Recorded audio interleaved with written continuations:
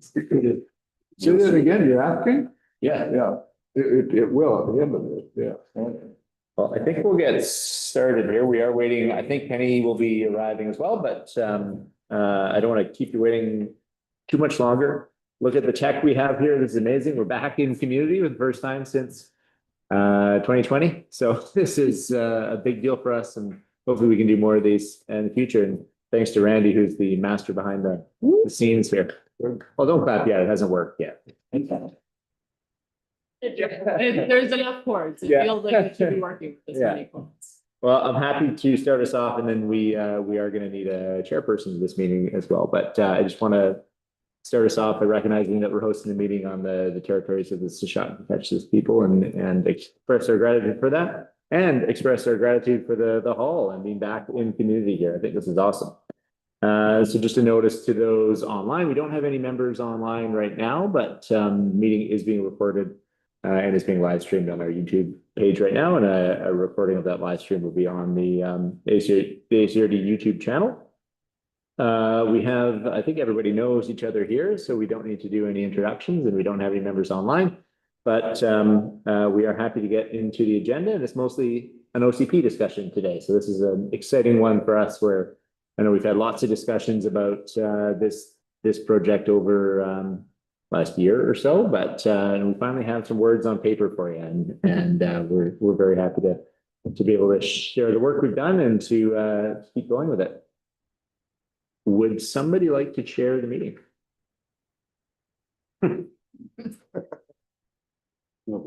Don't raise your hand all at once. This is OCP, okay. Thank you. If you want to run us through the approval of agenda forward, that'd be great. Thank you. Start off with the call to order. Or do you want something before that? No, that's all good. Okay. You can call the meeting to order, and then we'll just go through the agenda, whether there's any additions or anything. Okay. So notice to the attendees and delegates that this meeting is being recorded and live streamed to YouTube on the regional district website. Done the introduction, so that. So the approval of the agenda. Could we have an approval? Unless there's any late. Wait on. Okay. Right. So we're approved. Mhm. Any declarations for conflict of interest? I don't think there should be any since it's OCP. Mhm.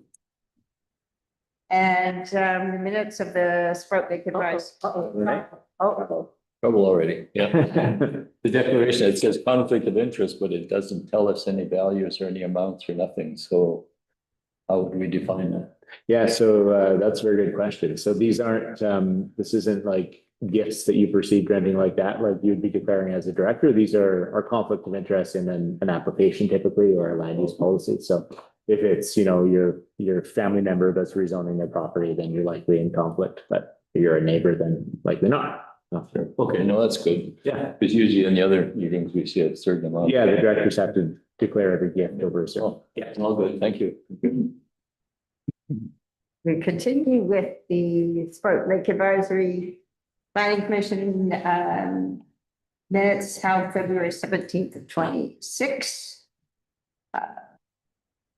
Do you want to move her Is there a for motion? this? I'll move that we accept those. No, sir. And seconded by Renee. All those in favor? Carried. And the Sproat Lake meeting held March 26. Sorry, we apparently didn't approve the minutes last time. We did not, no. They were on the agenda, but we never passed the motion. Okay. Yeah. I was the one who got in trouble because I was supposed to stop you. Have you do it. I move that we accept these minutes for March 26th as well. And the seconder. George. All those in favor? Carried. And so there should be some outstanding issues about that. I think the Golson one is maybe we can be brought up to date where it stands. Yeah, no update on that, but we will have that come back to the committee once they've answered, the questions that we've raised. So it'll be at the next meeting or one of the next meetings. Correspondence. Any correspondence? None. All right. That takes us down to the planning reports. I do have one of those. So I will pass it over to Kylie, and Serena and Shar are the ones who've been really doing the bulk of the work on this. I'm just a figurehead of this whole thing. So, but happy to have, just to set the stage for it. What we are doing is we're bringing it in stages. So we do have the first 5 sections of the OCP. So essentially the main introduction, the general land use policies that would be included in the plan, the vision and goals, which you've seen already, and then the land use designations. We have those in map form here as well. So looking to have just a discussion around, you know, what it looks like for land use in Sproat Lake, what the core policies are, and then we'll take that back and make some amendments to the draft. The next time we come back to the APC, we'll be looking at the development permit areas and some of the more implementation aspects of the plan. And this is the very first draft, so this is the first time the public has seen it. And yeah, we're happy to have a discussion. And you know, if we're saying something that you completely disagree with, please tell us now, and feel free to interrupt us. We want to keep the flow going. So with that, yes. Welcome to Penny. Welcome, Penny. Thank you. Hello. I would like to say that it's clear that a lot of work has gone into this and it looks really good. It's, I have a few little niggles that we can get to, but it looks really good overall. I think it articulates everything that we were talking about. Awesome. Love to hear that. Thank you. I'll pass it to you, Ken. Perfect. I don't know if I've met everyone here. I've only been to one of these meetings before. So my name is Kylie Pettifer. I'm the Community Project and Engagement Manager at the ACRD. So I oversee the official community plans that we're doing. So it's wonderful to be here with you all tonight. We're very excited to share this plan with you. Lots of thinking, lots of conversations with the community at large, with organizations, with our internal committees, and of course with yourself around what is really important to consider in this plan. So we really hope that it is reflecting the visions you guys have for community. And we hope that you feel like your voices have been heard through this process. In terms of engagement in building this plan, we've had a number of in-person and online meetings that folks would join, open houses, public events. We've had 2 surveys go out to community that have come back, and we've looked at all of those answers. We've had groups come and talk to us in person. So really all of your insights are what's been crucial to building this plan. And thank you so much for taking your time to make your voices heard in it. So as we dig in tonight, I just want to set a reminder for the official community plan that it is intended to be a high-level policy document. And so we have made every effort to include what we've heard, but there may have been pieces either where there was no consensus or where feedback was too specific for it to appear in a bylaw at this high of a level. So in those cases, we've tried to note where other updates, like updating the zoning bylaw, or creating a floodplain bylaw, et cetera, sort of would provide further guidance with that. As Alex has already said, you've only received part of the plan today. So we're gonna go over this first half, really looking at the land use designations and the core policy. So likely sections 4 and 5 is where we'll spend the bulk of our time, but we'll run through it section by section to get any comments you may have had. I do hope you've had a chance to read it. Since we've sent it to you. And so just sort of as a little piece, so this time we're looking at these sections. Next time you will have the document in full. So it will contain this, it will contain your graphics, your maps, the development permit areas, the appendices. So all of the other pieces of the plan will be ready for the next time we all meet. Are there any questions related to the procedure, how we're going to run through it tonight that I can clear up? Yeah. Thank you. No. First of all, you mentioned the engagement. Mhm. I've been to several meetings and we've all shared and everything. And we always recognize the First Nations, and it comes up all the time. Mhm.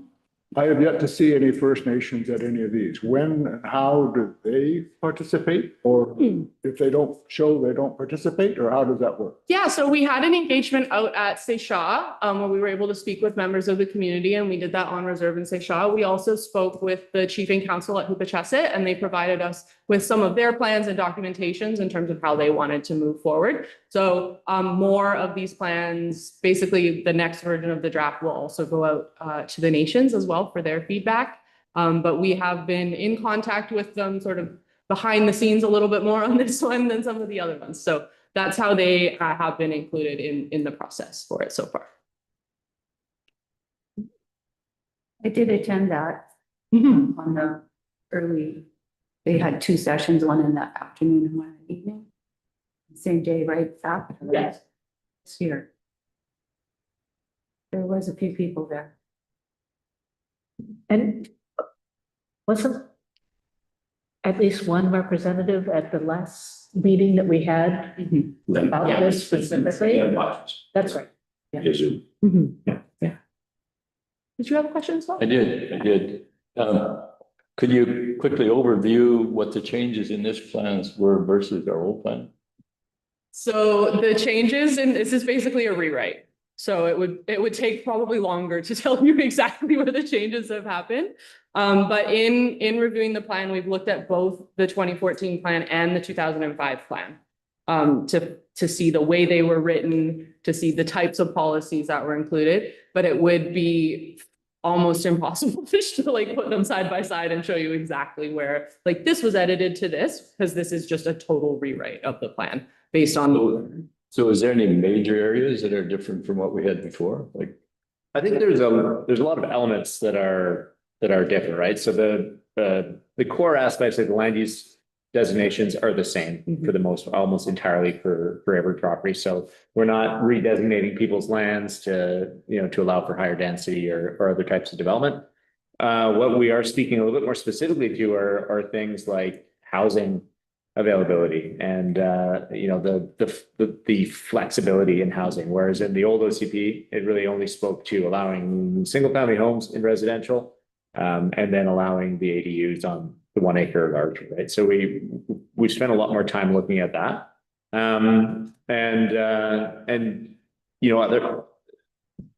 The main aspect, I guess, that has been updated quite a bit would be the home occupations, home-based businesses as well. So that is, the previous plans spoke to home industry on 2 hectares or larger, which we have in this one as well. But we've also made some changes to home-based occupations to make them a little bit more flexible for people. Right now, they're only within the home. They're limited to very specific type of, clerical type of businesses, and we've expanded that somewhat to allow them to be in an accessory building, for example, and a few other things that just intend to remove barriers for people and to make it a little bit easier to live, work, and play on our properties. But these are all things we want to talk with you about, and they're what we've put forward right now is just a draft of what we heard. So this is our opportunity to tweak that, to get those high level overview of what the community wants to see, and then when we get into the specifics of those things, like what housing looks like, that's a zoning bylaw discussion, and that's really the implementation of this, right? It is hard to say exactly what's changed. I would say everything. Everything's changed, but it's really us just really reverberating what we've heard from everybody up to this point. so there's no major changes. So. In terms of what the land use looks like, no, I would say no. Yeah. There's changes that it's a vision from the community. So the old vision is not in this. So I'm seeing a few things missing, like we said we wanted to do add kilometers of trails. That I don't see anything about that in here. So there is some things missing that I was expecting to see something mentioned. There's a little bit, and it might be the wording on that one for the trails piece. Yeah. But we will definitely jump into that. But this covers not just Sproat Lake, it covers whole area D. Yeah, that's right. Yeah. So Great Central, yeah. But not quite all of Area D. Right, so it's not quite all of area D, so you will, this brings me excellently into my next point, that you will notice there's these maps in front of you.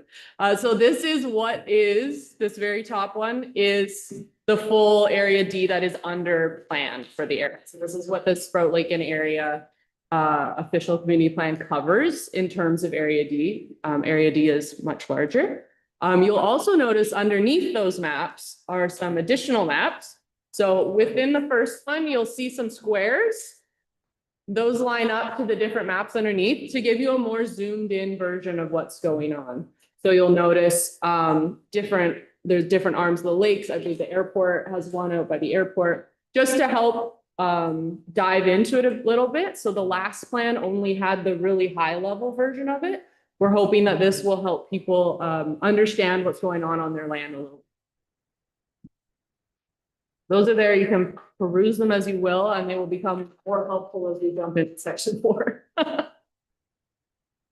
All right, so I'm just gonna run through how the document is laid out a bit, and I'll ask some questions as we go, and then I will stop talking and start listening. So the first part of the plan is basically your preface. This section is laid out just to help people understand the document. So you've got your land acknowledgement, you've got the table of contents, got the figures and tables, your definitions, your abbreviations. So that's all in there to help you understand the context, what's going on throughout the document. So if you're ever looking for what a word means or where to find something, that is the section that you'll find that in. Part 1 is the background. So this section lays out really like the legislative requirements of the document. It has some of the more procedural pieces. It has a little about why we have an OCP, what area does the plan cover, and a little bit about how the plan was built and sections about how the plan relates to each other. So under section 2, you'll see the different vision, goals, objectives, policies, help to lay out what those mean as you read through the document. That can help you determine what the difference is between some sections if there's any questions on that. One question I do have is that when we were speaking with folks, some brought forward that there was a preference for the 2005 plan over the 2014 plan. And one of the reasons was that there was a lot more storytelling within the 2005 plan. The 2014 plan is very like cut and dry, this policy, this thing. And the 2005 plan is a lot of storytelling, a lot about the history of the area, what's happened in some different places. And so what we're trying to do, which you can think about as we go through the rest, which is why I'm posing this question now, is wondering if there's a desire to have more of that in this document. More, we could have a section about the history of the area. We could include it more throughout. So you're welcome to provide if you have thoughts on that now, or you can think about it as you're looking through the rest of the plan to see if that is something that you would like to see in the plan. I feel like we have tried to put some of that in the little introduction parts to each section, but there is more that we could do on that front if that's something that feels like your community would really love. I think it was really important in the 2005 OCP. People really wanted that incorporated into so that they could remember the history. It's always important. I believe in historic commemoration, and having it in some parts I think is important moving forward. I'm sure we have some this hall, for instance, is a historic place created by the community, and it should be recognized as that. Farmer Bill's farm, you know, that type of thing. Well over 100 years. It's in one. So things like that. Perfect. They tell you a little bit about the community and what Yeah, there's a lot of really, really great pieces, and I think we can also update that with all of the new, the new history that has happened to the area since 2005 as well. we're losing a lot of historic places. Trestle, very, century. Yeah, they melt away into, you know, they disintegrate actually, and then, but they're not remembered. Quite a few years ago, I tried to bring forward referendum to recognize historic places, but people didn't understand that it wasn't to tell them that they couldn't do things with their property, but it was to tell them that there was value there and that we should remember them. It didn't pass. Could I ask, could you give me your definition of a community? My definition of a community. Depend on the context in which we're talking. But I believe in the definition of this plan, for me, a community is all of the people, places, organizations that come together to create something like this. So it would be anyone both within this, that lives within this plan area, the folks that own property within the area. So it would be all of those folks would be included. It would be probably not included in this plan as people that just love the area and come to the area, right? Folks that come every single year to go camping or different things like that. Maybe their voice hasn't been heard within this process. I don't know. But for me, that's what the community, when we speak more broadly, would mean. Do you feel like we should be better defining community? Do you feel like we should be defining that a little bit better? I quite often, when we talk about a community, I go like, this isn't a community anymore. Mm. It used to have schools and stores and this was the community hall. Mhm. But 50% of the land is owned by non-residents. We don't have any schools. We don't have any, well, we have one bank, I guess, in there, but it's losing the community as I would define it. It's certainly a district and it's Mhm. certainly a cohesive district when you look at the population around the lake. Mhm. But it's losing what I call the definition of a community. So Mhm. that's why I asked for yours. That's a good point. Yeah. I have a quick question, probably a dumb one. This map here, the same as this one, Yes. shows area D, of course. Uh-huh. And then there's areas that are Mhm. blocked off. Yeah. I'm in the area just beyond that. Yeah. Does that mean OCP does not apply to me? No, all the areas that are in the boxes, it's just that's where the most population is. So we've zoomed in a little bit more. But If you think that there's a, recreational area further Yeah. on Taylor Arm. And your Taylor Arm sort of basically stops at the campsite there. yeah, if you think that it would be worthwhile having an additional zoomed in area over there, we can do that as well. Well, I don't want us to have a separate area. I think No, it's not. So it's all, Joe's community. yeah. Yeah, so it's all part of the plan area. These are just designed where the most sort of properties and other pieces are to help folks dive in a little bit deeper, because it can be hard to read, I think, a map of that size with what your specific is going on with your different property designations. It is a good point, though. I mean, all those are designated recreational, residential, what we call the rec lots, right?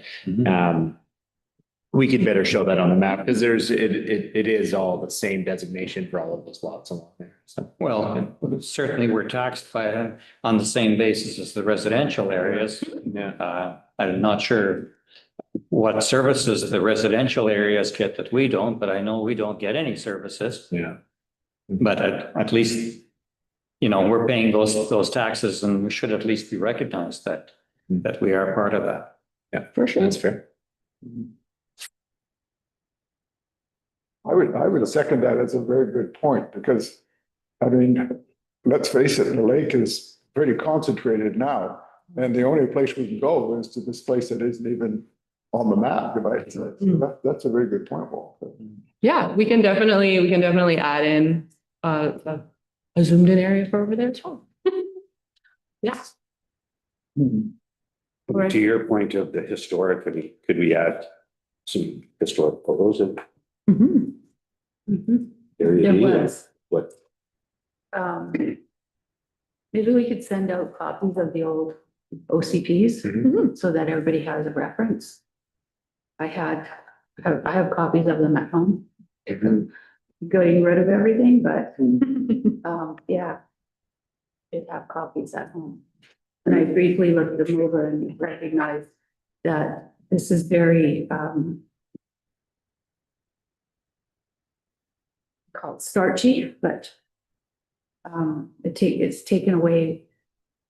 It's very restrictive, I guess, as far as this is what this is, and there's no identity. That's why we wanted to ask about the storytelling piece. And we've heard that, yeah, so I think we need to plug that in there for sure. We are working on it. Just wasn't complete enough. So tonight we want to know how much detail we should be putting into it. Are these maps available on the interactive map yet? It depends. No, Can you input on that? they will be at some point, yes, that's a good point, but. Best on people. They should be available online. Just the draft of these should be available on. PDFs, but not on the PDFs. website. Applies to them when it's in their favor. And when it doesn't, then they say, well, no, you're part of this area. So. Alrighty. Any other thoughts on that piece, or should we keep moving along? So would that be put in like a historic? Because that's what it was. It was, Yeah, there were a couple pieces actually. There was the history section in the 2005 one, and then there was generally a bit of history in each section as well. yes. Yeah, so we were looking at how to best put it in the new. Personally, I'd like to see it a section. As a section, for Yeah. sure. And then, then you can add it to wherever it's applicable. Doesn't have to be major in that section, but it's reference to, I guess. Definitely. Land acknowledgement. That, Yes, should it be next to that? Yeah, under it. makes sense. Yeah, when you're planning and kind of looking ahead, I think it's important to know where you were. So what your direction is. I agree with this. Perfect. We will continue our work on that then. All right, so the next section is part 2, and part 2 is where we're gonna dig into it a bit today. So part 2 consists of 3 sections at the moment. Section 3 is the vision and goals. So this is what was discussed at the last ACP, as well as this is what went to the board. So they have already seen this, already given it a look through. To remind you, the vision includes a fulsome community vision as well as smaller area specific vision statements for Great Central Lake Road, as well as the agricultural areas. And so these were developed in conversation with those areas. It also has the goal statements. And these goal statements came out of a lot of community engagement as well. And these are really the foundation for what you'll find in section 5 of core policies. So these are the themes and the topics that came out, and all of them are expanded upon, but within that section, there are also additional pieces within there.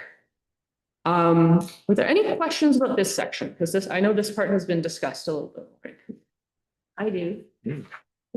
So 3.2.1, Great Central Lake. Quiet community adjacent to the water body is known for its recreational camping, float homes. So the only legal float homes are at Marley's property. The rest are not. So how do we identify that? Like it's this is so basic that it doesn't explain that there is only one area that has legal float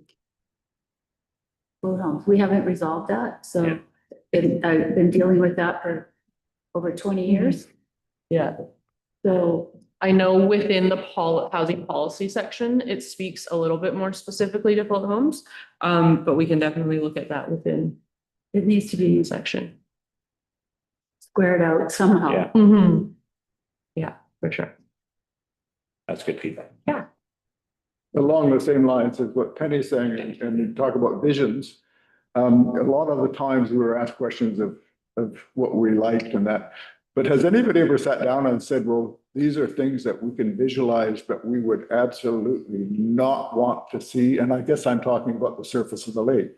Because I remember back in one of the first OCPs, which was not nearly as elaborate as this, it was as Penny said, there was a vision not to allow float homes. In some of the earlier meetings I went to with the SLCA, when it was called ratepayers, it was always said that they would not allow float homes. But nowadays, the visions can be expanded a little bit more.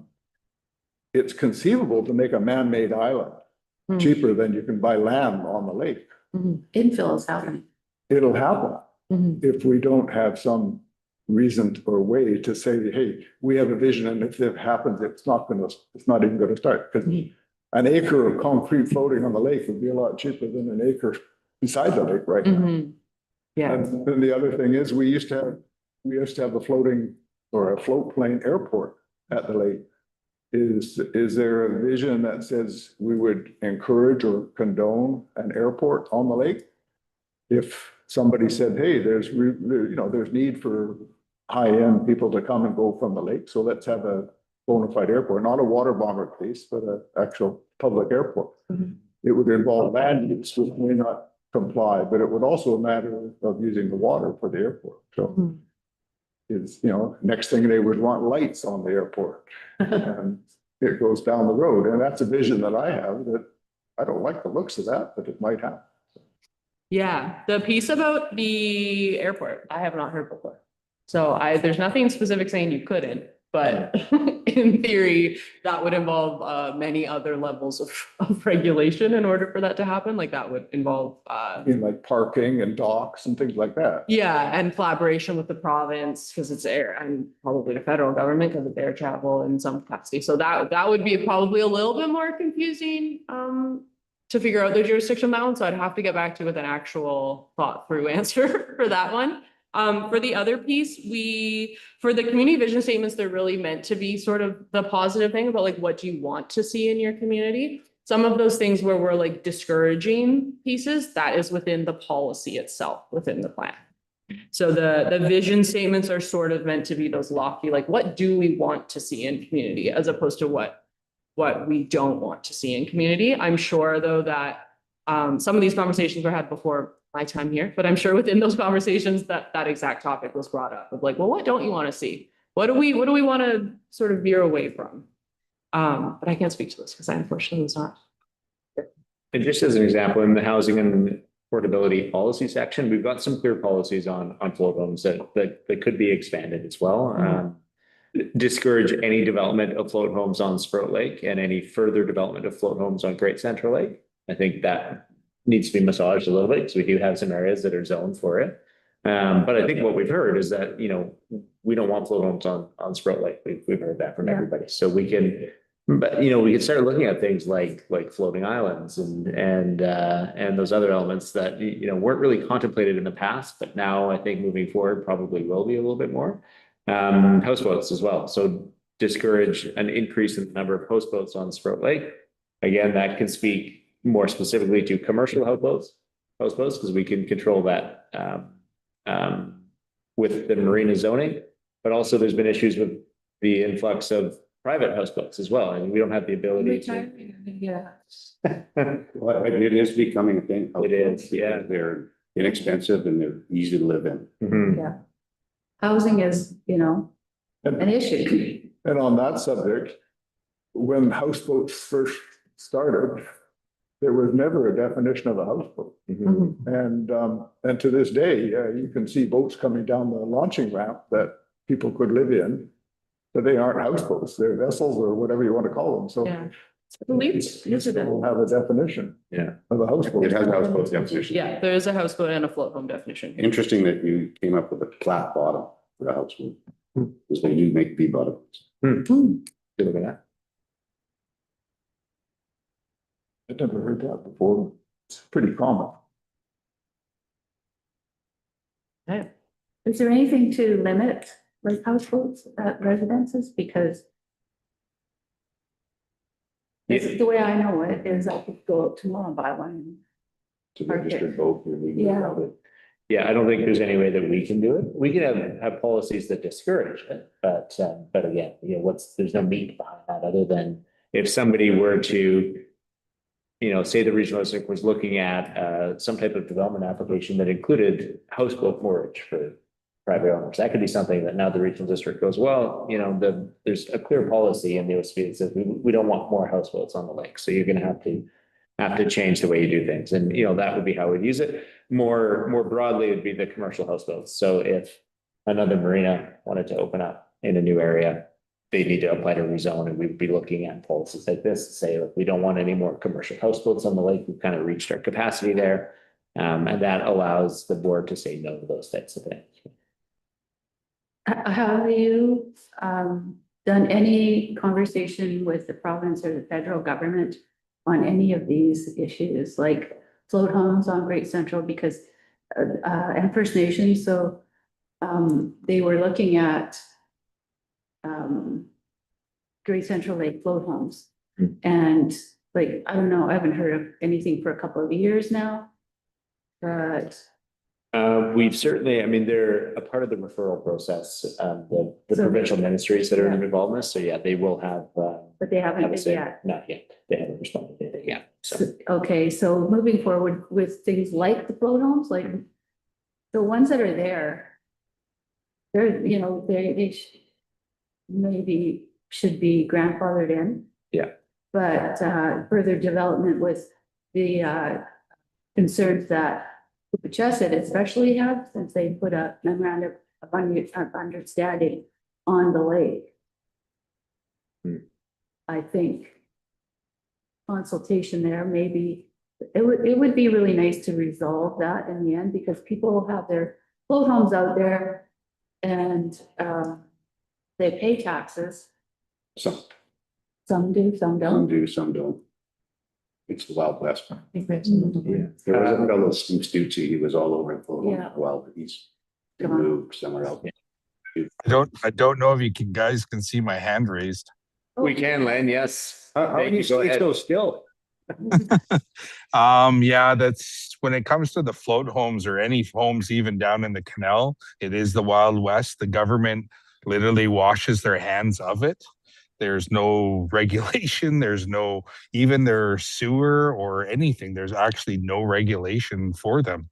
We've approached the government many times trying to get a regulation set and trying to get government to even care about the matter. Because it's pretty frustrating because we have, I don't know if you guys know, we have a lot of float homes down in the canal and up in the inlets down there, Useless Inlet, and also our concern with Sproat Lake and Great Central Lake. Well, as for float homes that get launched in for Sproat Lake, but also the float homes out Great Central. And we've been water testing. We water test right near the float homes, adjacent, down from them. We do water testing, and actually Great Central's numbers have been great. Sproat Lake is a little worse, but yeah, there definitely needs something. It seems provincially they don't want to do anything about it, but I was thinking municipally we need to it's something that has to definitely be addressed. Thanks. Appreciate that, Len. Thank you so much. Yeah, I mean, that's my experience as well. The province has gone in waves of enforcement. I haven't had any discussions with a provincial agency on houseboat or float homes or houseboats in years. So yeah, it can be frustrating, and it has a big impact on our community. And I think the best thing we can do is, where we can put in policies like this that discourage any new development, then I think that's appropriate. My only comment to that, Alex, was that the word discourage is easy to use, but it doesn't work. Mm-hmm. It's just, first of all, how do you enforce something that you're discouraging? Yeah. And second of all, people have thick skin these days, especially if they're looking for a cheap place to live or they don't care.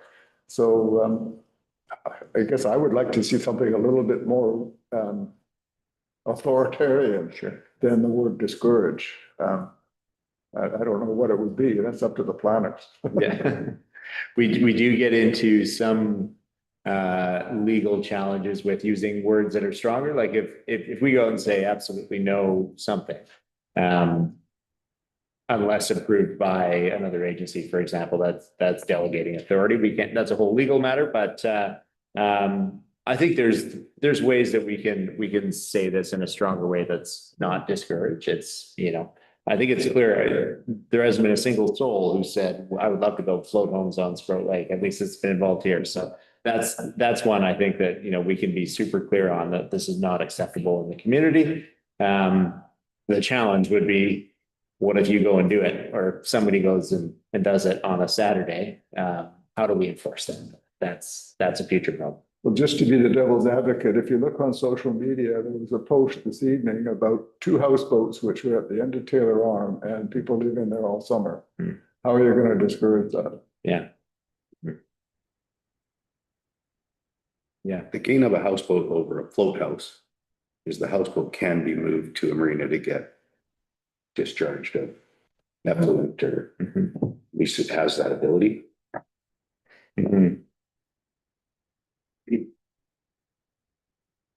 Alrighty. I'm gonna move us along a little bit because we will likely get back to this when we get to the housing section. So. It's like to 3.1.1. Mhm.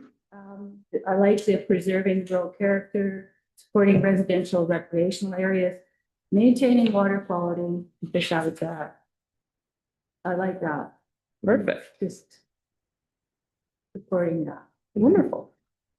But all the years I've been in Sproat Lake, everybody agrees that water quality is the #1 issue. Yeah. And we'll see a section on that. Yeah. A little bit. Any other thoughts on section 3? Yeah. 3.3.6, the second bullet. Dwelling units partial should be big enough to support on-site wastewater management and water supply. Because we don't have anything, we have to provide those. Which one are we on? That's my bad. 3.3.6, 3.3.6, second bullet. second bullet. Maintain larger lot sizes and encourage the development of accessory dwelling units where parcels can support on-site wastewater management and water. Yeah. Perfect. Any other thoughts? Yes. Could lighting be included in that point? Lighting? Light pollution. Exterior lighting? It's getting ridiculous. How many blue lights you see on the lake. And it's interesting that fisheries condemn lights on the lake because it disrupts the habitat. Okay, we'll figure out. So I've got page 25 at the top, that's 3.3. It's at the top of the next page, preserve and protect natural areas, ecologically significant habitats, including through development permit and increased bylaw enforcement. So I'm hearing a lot of complaints about hardening of the shoreline. Lots. Today, complaint about one of the neighbors of one that is saying that it's going to be killing her trees, and people don't like the looks of it. People are asking about the content of the material that's the concrete blocks that are being put in. If there's forever poisons, whatever, they're asking those questions. I don't have answers, so. It's an issue with people.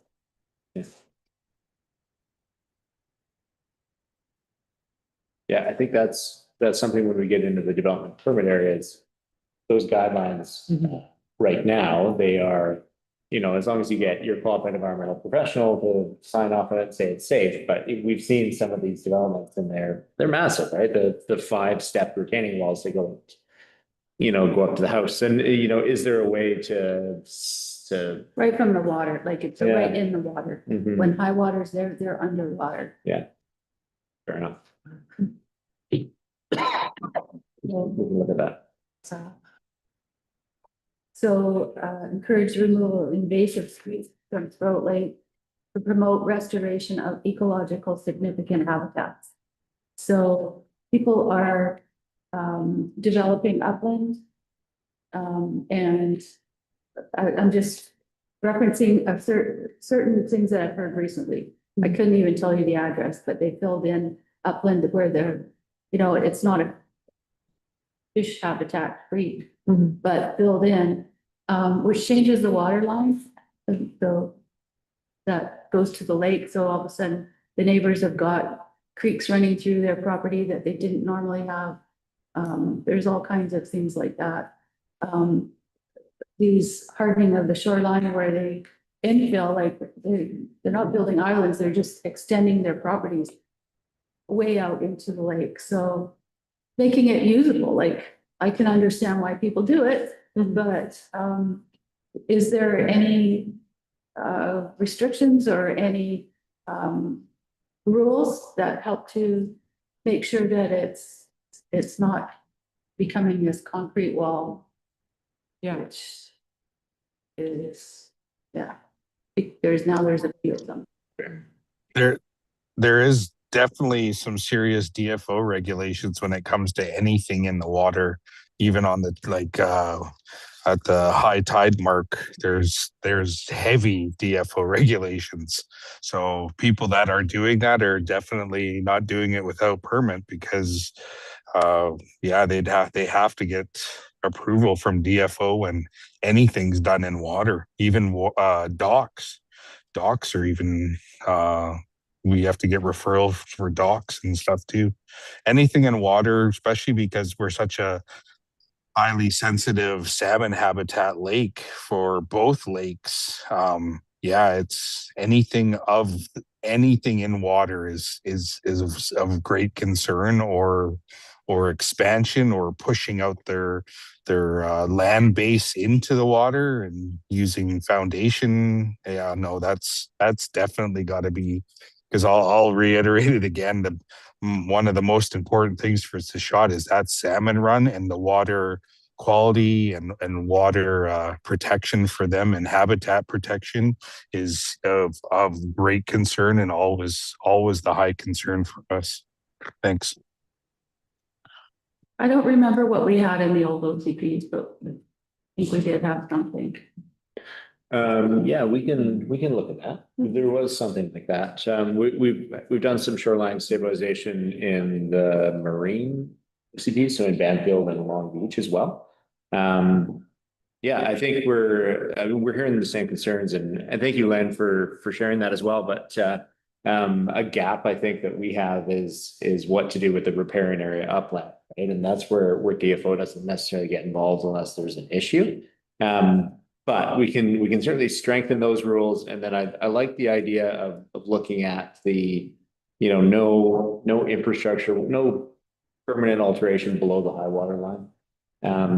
Makes a lot of sense. I mean, that's something where the province requires the permit. DFO requires that a QEP monitor it. There's a whole process around that. So I don't think we really want to get behind supporting that unless somebody wants to go through all those steps. For sure. But then again, I think that gap that we need to deal with is that riparian area up and what that looks like. And that's where the retaining walls come into play. There was the road infrastructure that had to be decommissioned a couple of years ago. Like, sure. Yeah. So there's issues like that, number one, I hate to see people do it. Number two, I hate to see that they've spent all that money and done something and then had to spend a whole bunch more money to reverse it. I'd rather have the, plain and simple, this is what you can do. And then there's no question, there's no loss anywhere. That's important. For sure. Maybe we could say that in the beginning, like, this is a guide for reasonable expectations as to what you can do and what you can't do somehow. Giving an explanation, because people like to say, I didn't know.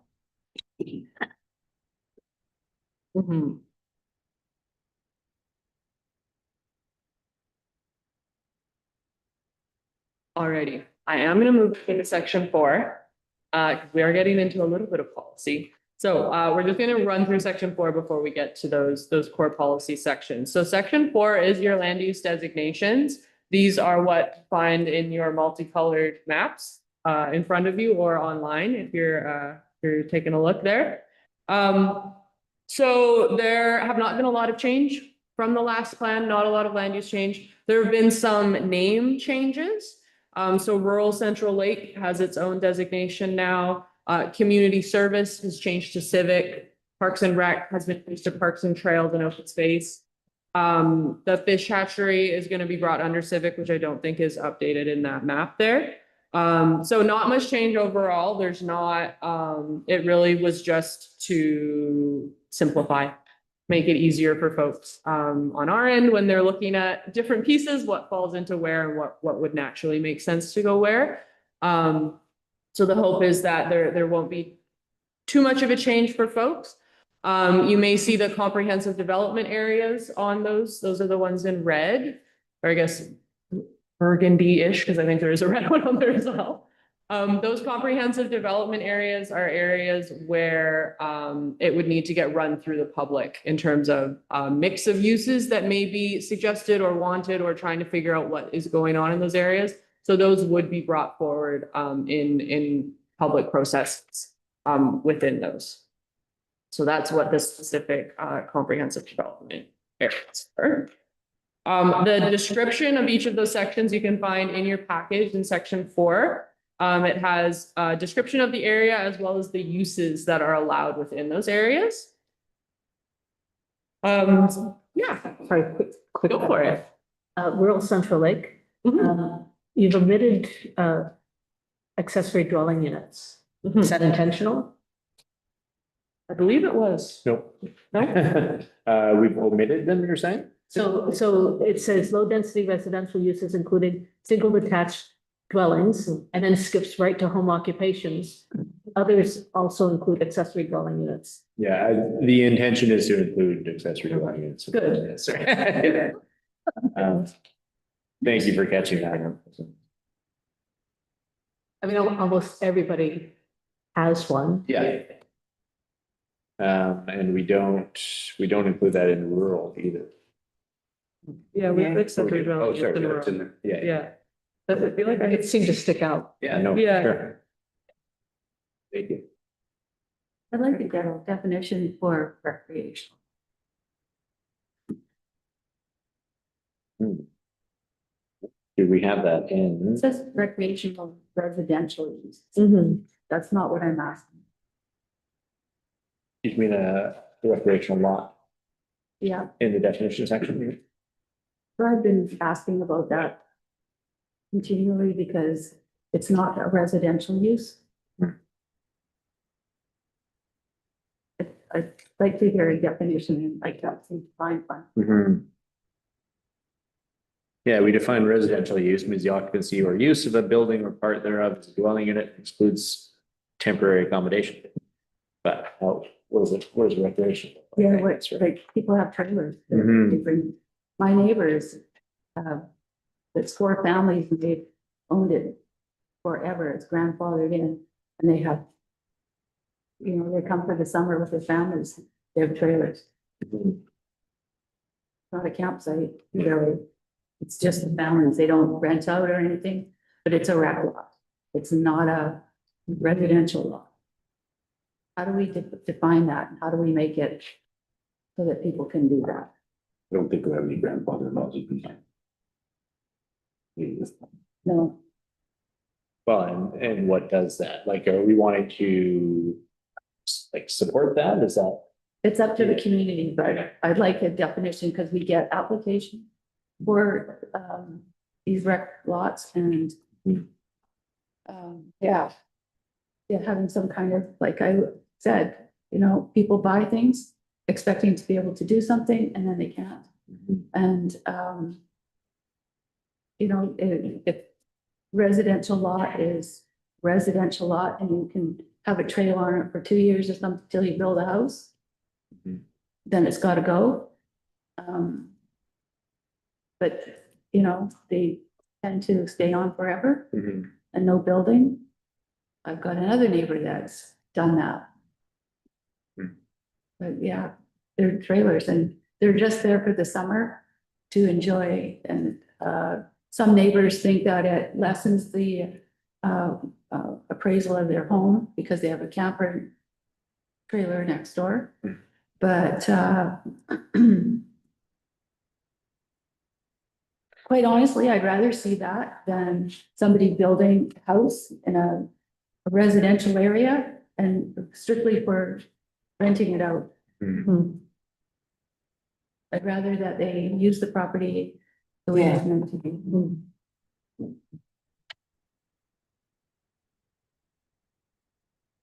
Yeah, Sorry, I'm no, that makes sense. going on and on. That's all good. Was there any feedback on section 4.1 for the general land use policies? Go to 4.1 if I may. I go back to this recreational residential use.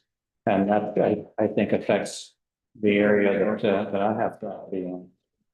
You'll have to tell my neighbors that they can't have short-term rentals because there's a bunch of them that do that every year.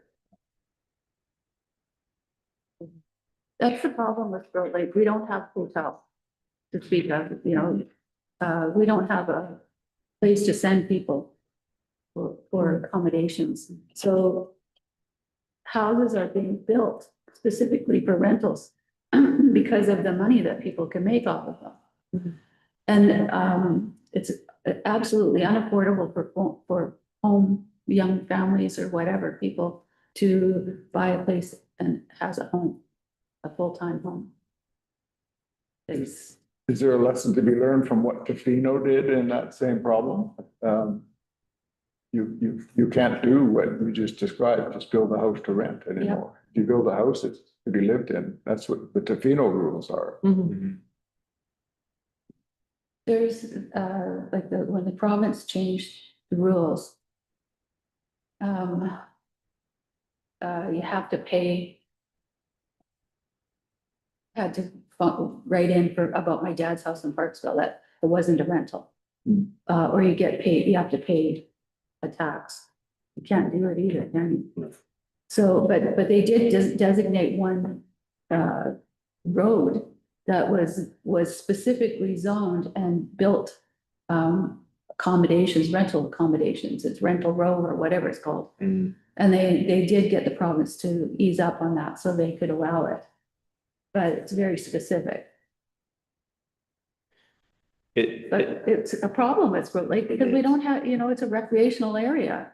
We don't have accommodations. So how do we accommodate?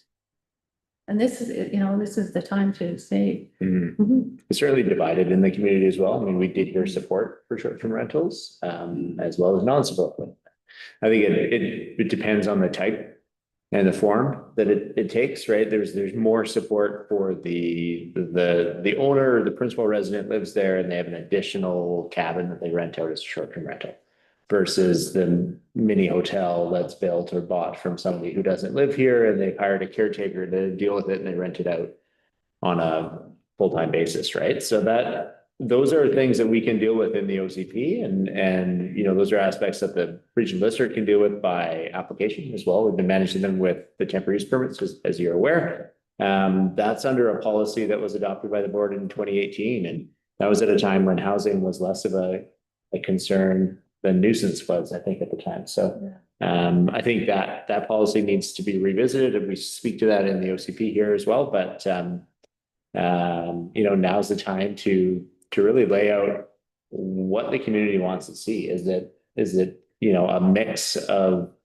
recreational residential, seasonal residential with those like short-term rental uses that supplement that rather than having the mini hotels? Or is it something that we've been doing since 2018, which is managing them on a case-by-case basis through the temporary use permit?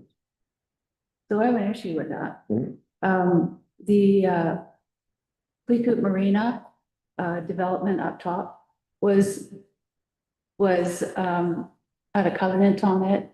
And they could only build so many, and they were supposed to be affordable housing, not meant for temporary use permits or any kind of rentals.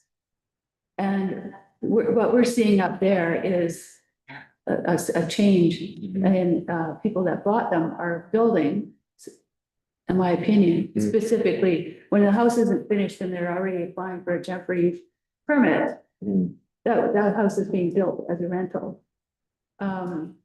In an area that's supposed to be for lower cost, affordable housing. To make it, accessible for people to live at the lake. So, I see the change, but I'd really like to revisit that development and change it. Providing that the community around them has a voice. I think with the new temporary use permits, there's less opportunity for the trouble bylaw offenses that we've had in the past, because people have to have rules now or they lose their license. And the province has also said that they have to have a license to do Airbnb, so it all, I'd like to hear what the neighbors have to say about it now, because right in front of them, there's the ability to have short-term rentals. It is, so maybe make that whole area, but then also looking at further development, if you're gonna have a subdivision, specify right up front that you're going to have short-term rentals, or this is specifically, maybe we could do something for them that if they're gonna do low-cost housing, there should be some kind of an advantage to do that, to allow for extra housing. And we speak to that a little bit in Yeah. the housing section. Yeah. Sorry to monopolize you. That's okay. I am gonna pull us back. Was there any comments on section 4.1 or 4.2? I'm gonna stay with Tip Penny for a second. I think the problem with the temporary use permits is the amount of staff time it takes up. Yeah. It takes you guys a lot of time to write that whole report, then we all have to meet, and you know what I mean? Yeah. So I think, if you want to discourage them, maybe the fees need to be higher for the temporary use permit, or a nightly charge, or like a hotel would do, or. Yeah, and then the other question I had in all the reports and everything that came back for all the community engagement, what was the feeling on mobile home parks? Because the mobile home parks were the solution of a housing crisis in the 70s, which solved a lot of problems back then. And realistically, if we look at the mobile homes down the road here, they're really the most affordable homes to buy in Area D. Yeah. I don't remember seeing, do you remember seeing anything specific to mobile? It was, from what I recall, it was a bit divided amongst community members. It was close to 50-50 to what I To support versus, Was there a difference between the mobile home parks and the long-term RV sites? Because those are, to me, that's a, Yeah, sorry, it was specific with RVs. It's not about like the mobile home parks. Yeah, we didn't get much on the mobile home park specifically, other than, the ones that are there are supported. Not a lot of chatter about the development of new mobile home parks, although there were, lots of chatter about like housing flexibility and being able to build, houses that don't take the traditional single family form, which really is like a modular type of home or like a mobile home. A lot of that around like the secondary dwellings as well, and not specifically in a park itself, just allowing people the ability to add to their existing homes, right? I'm glad Mark brought up the time spent on designating short-term rentals and that sort of thing. And oftentimes, I think, if we had a more readily accessible and usable bylaw enforcement for noise, that's the biggest issue with short-term rentals is the fact that they're abusing a residential neighborhood. And the fact that we go through all the trouble of making sure people have management and that sort of thing. If it was a bylaw enforceable thing, then all you do is make a phone call. You don't need a designated manager or anything else.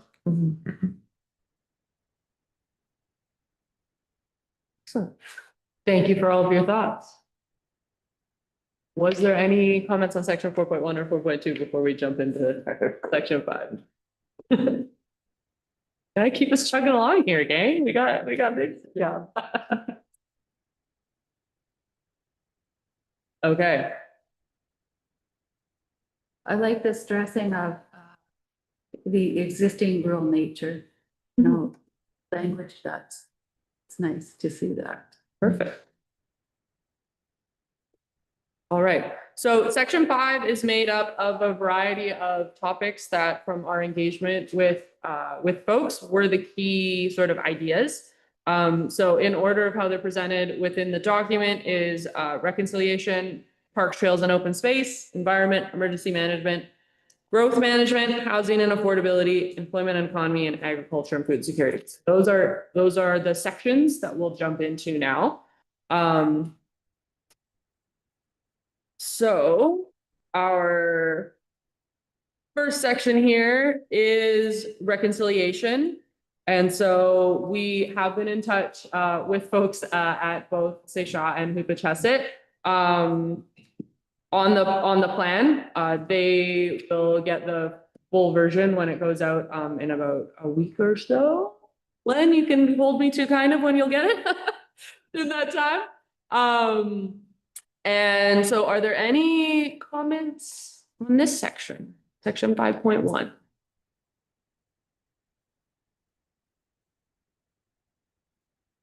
I didn't see what the feedback was from the meeting at Tisha. We're working on it.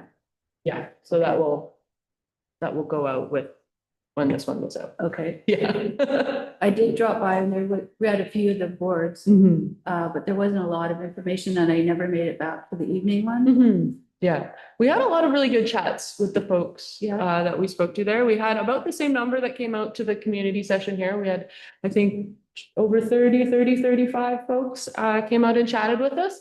So we got a lot of good feedback. Some of it was already in line with stuff that we're putting forward. And there were a few pieces in here that we've pulled from other places. So yeah, that report will go out along with this one here. Alrighty, next section. Parks, trails, and open space. So we heard the ask for a focus on the existing parks. There wasn't wanting to expand what you already have. So expanding trails, expanding parks, but not necessarily wanting like new smaller parks. Rather, how can we build up and make the parks we already have bigger if needed? We also heard a lot about some of the roadside paths. And so you'll see a lot of pieces around advocating to Mott.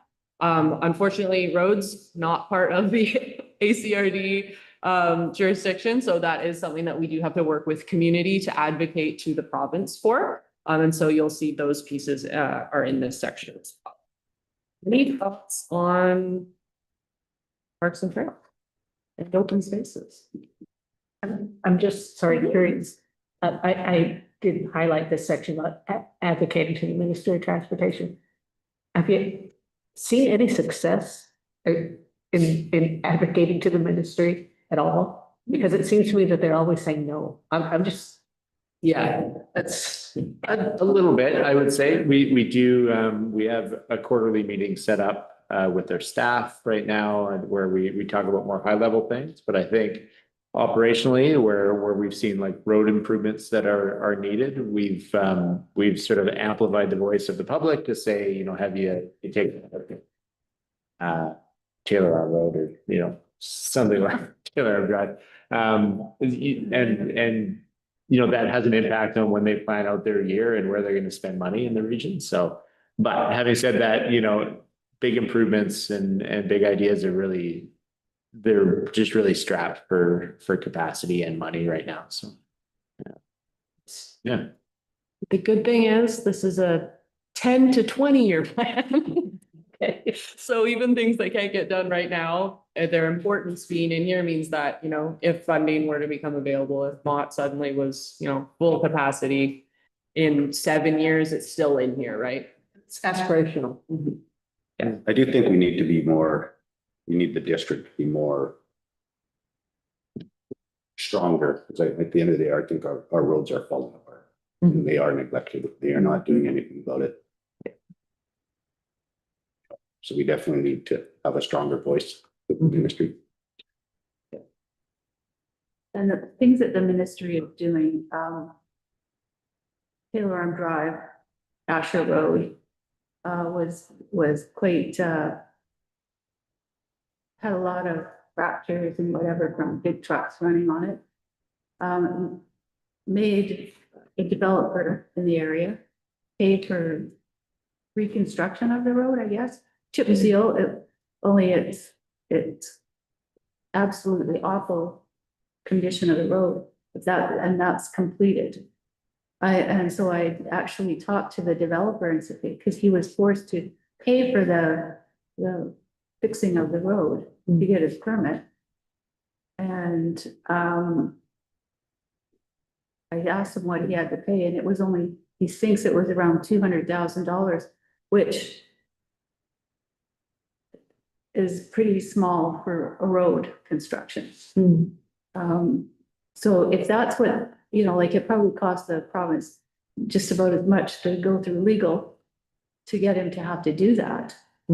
I think it's ridiculous.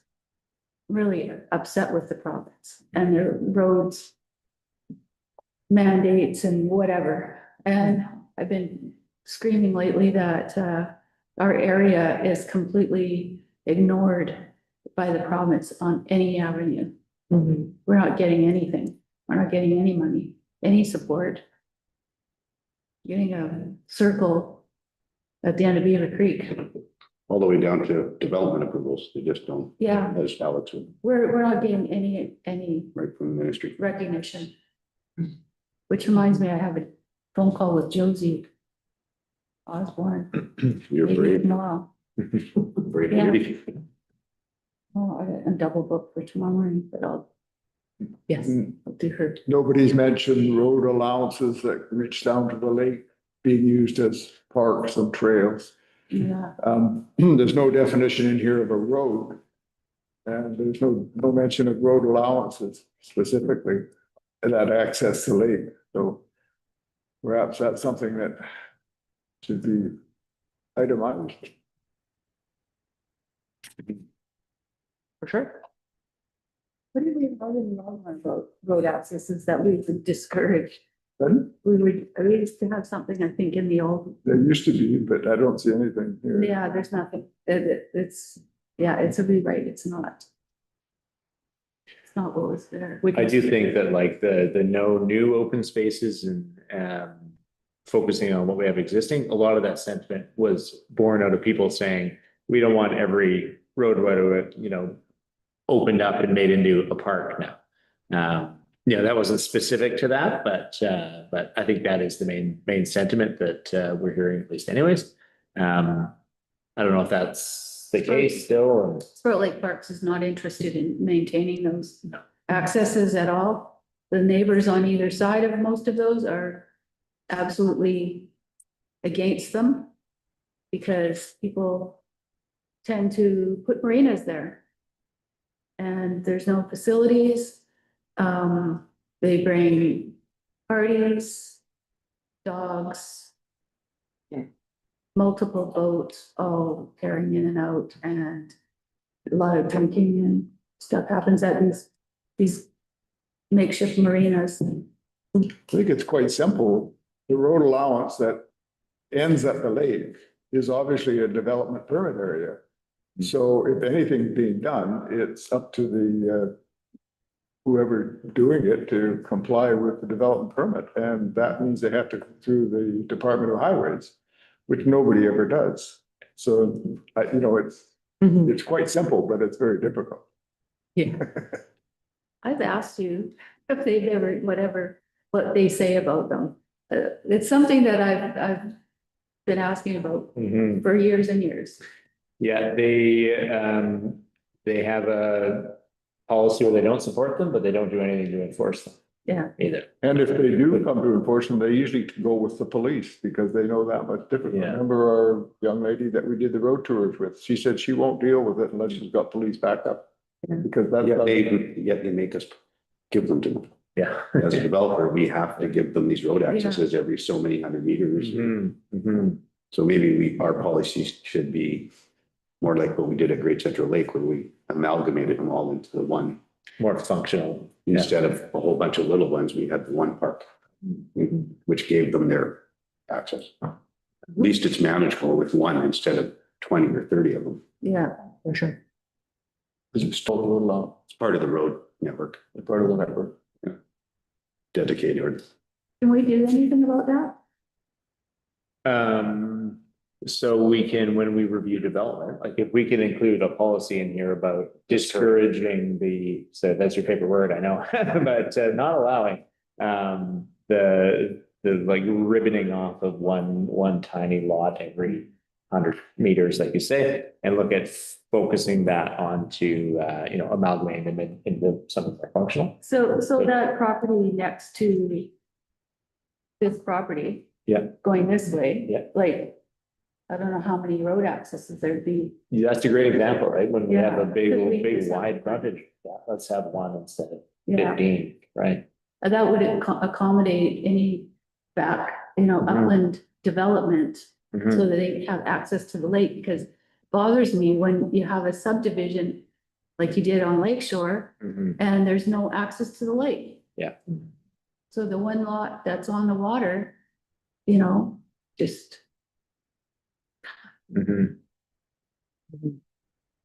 has the access and nobody else does. So where are they supposed to go? To these road accesses? Yeah. And unfortunately, real estate actually, advertises that way. Mhm. You have an access right over there. Yeah. It's like, which, Get the ministry to sell all the accesses and put it into our roads. It's not a bad idea. The value Let's of make 50 by 200 foot lots. sell Yeah. those, and rebuild our roads. Yeah. that would be I've thought of that before, asking province if they would be willing to sell all those lots, all those, road accesses, or at least most of them. Hmm. Keep a few, but for fire access, if that's, if there's a purpose for it. Mhm. But if there's no purpose for it, they're just a nuisance. Mhm. Yeah, we can do something like that, for sure. Anything Write else? it down. Already did. I was ahead of you. Let's start it. Yeah. Any other thoughts on parks? Yeah. While I'm still on road access, I found it interesting. Years ago, we discussed the same issue and everybody discouraged them highly because, as you said before, people, you have road access, people come tank. They come and camp there and everything, and they leave everything behind and they disappear. And so the last OCP, we had a lot of discussion about it, and it was really discouraged that we open these road access. But I think, like Mark said, maybe open a good road access somewhere and then get rid of all the others. Because I think now is whatever 700 feet you have to have a road access is really, but most of them are not used and most of them are discouraged. And we have one right next to us and we're trying to do everything we can to not encourage its use. Where is it? That's right. What's your address? Well, people used to come into town and hit up the information booth, and they'd hand out maps with showing where all the accesses were. And I called them on it and said, don't do that, stop that. Yeah. Well, we have one. We won't do that. We have one close to us and it's subdivision across the road and now there's 5 boats and a 200-foot long dock tied up there Yeah. and no taxes, no anything. And the one beside our place ends with about a 40-foot cliff. That's the way it should all be. Point of that, I mean, when you're laying out the subdivisions, Mhm. you obviously should, if you're going to have road access, but you do that at the time of the layout of the subdivision, not after the fact. For sure. So we'll definitely take that point away and Yeah, we'll so look at what we can Any do. future development should take that into consideration. For sure. Makes sense. All So right. can we put something in there that they're not going to be developed? Yeah, we can look into what is the reasonable language around that, what other precedents are, what the legal sort of ramifications of those pieces are. So we'll start digging into those things for you. Well, would it make sense to rezone those areas so that the neighbors on either side could get a half of that and their property gets expanded to accommodate that? And that way, at least you're getting more taxes or something out of it. And it's not just that piece of barren land land that is not being used. It's gone for nothing. It's been a great revenue generator for them. I mean, where we've had road closure applications, you do pay market value for that. So like if you wanted to acquire the one beside you, you'd have a market analysis. Property, but the one over. Yeah, so if it is 50 by 200 feet or usually Yeah. 60 by 200 feet, it's going to be a pretty high value lot, and the ministry will require. I wouldn't fully support that because I think the intent, from my understanding, was it would always give access to water lines for fire trucks picking up water if it was Yeah. suitable. And, so I know a lot of neighbors to road allowances assume it's theirs and Yeah, yeah. so we can do a bit more research into those and come back with some answers. Alrighty, section 5.3. So section, yeah. Page 37 is collaborate with community groups, resident property owners, and other interested party and it's explore. So explore opportunities, explore funding opportunities. Okay, something for earlier, it was explore. So that wording just sits funny with me. Okay, what wording would feel? I don't know how. Because it's a vision, so it's already sort of covered. I think the intention behind it is really just to look at what kind of opportunities may arise in those areas, right? There could be different pieces that come up that would, grants that could come up that would then maybe Right. relate to those. So I think that's more looking for those opportunities for how we can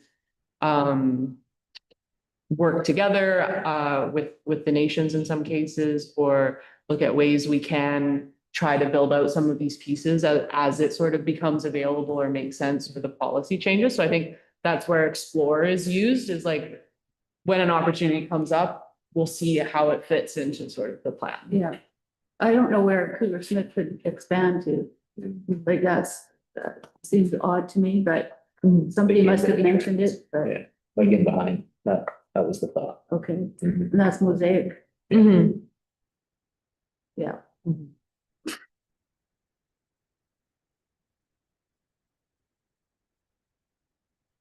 Thanks. Any thoughts on 5.3? So 5.3 is our environment section. So there's lots of policy in here that really met the core sort of desire expressed by community, which is for environmental protection, including protecting water quality, protecting the levels of the lakes. This is also the section where the landfill sits. So the landfill policy is here on the back page as well of that section. Any thoughts on this one? I'm still on. Oh, sorry. Parks and Trails, so pursue improvement of the boat launch at Great Central Lake and Sproat Provincial Park by considering the inclusion of upgrades to the Great Central Lake boat launch in the future financial planning. So we're also looking at that possibly becoming a regional park. So we don't have anything in here that we'd like to see that become a regional park. Where the financial planning is with the region, so everybody pays rather than just Sproat. Yeah.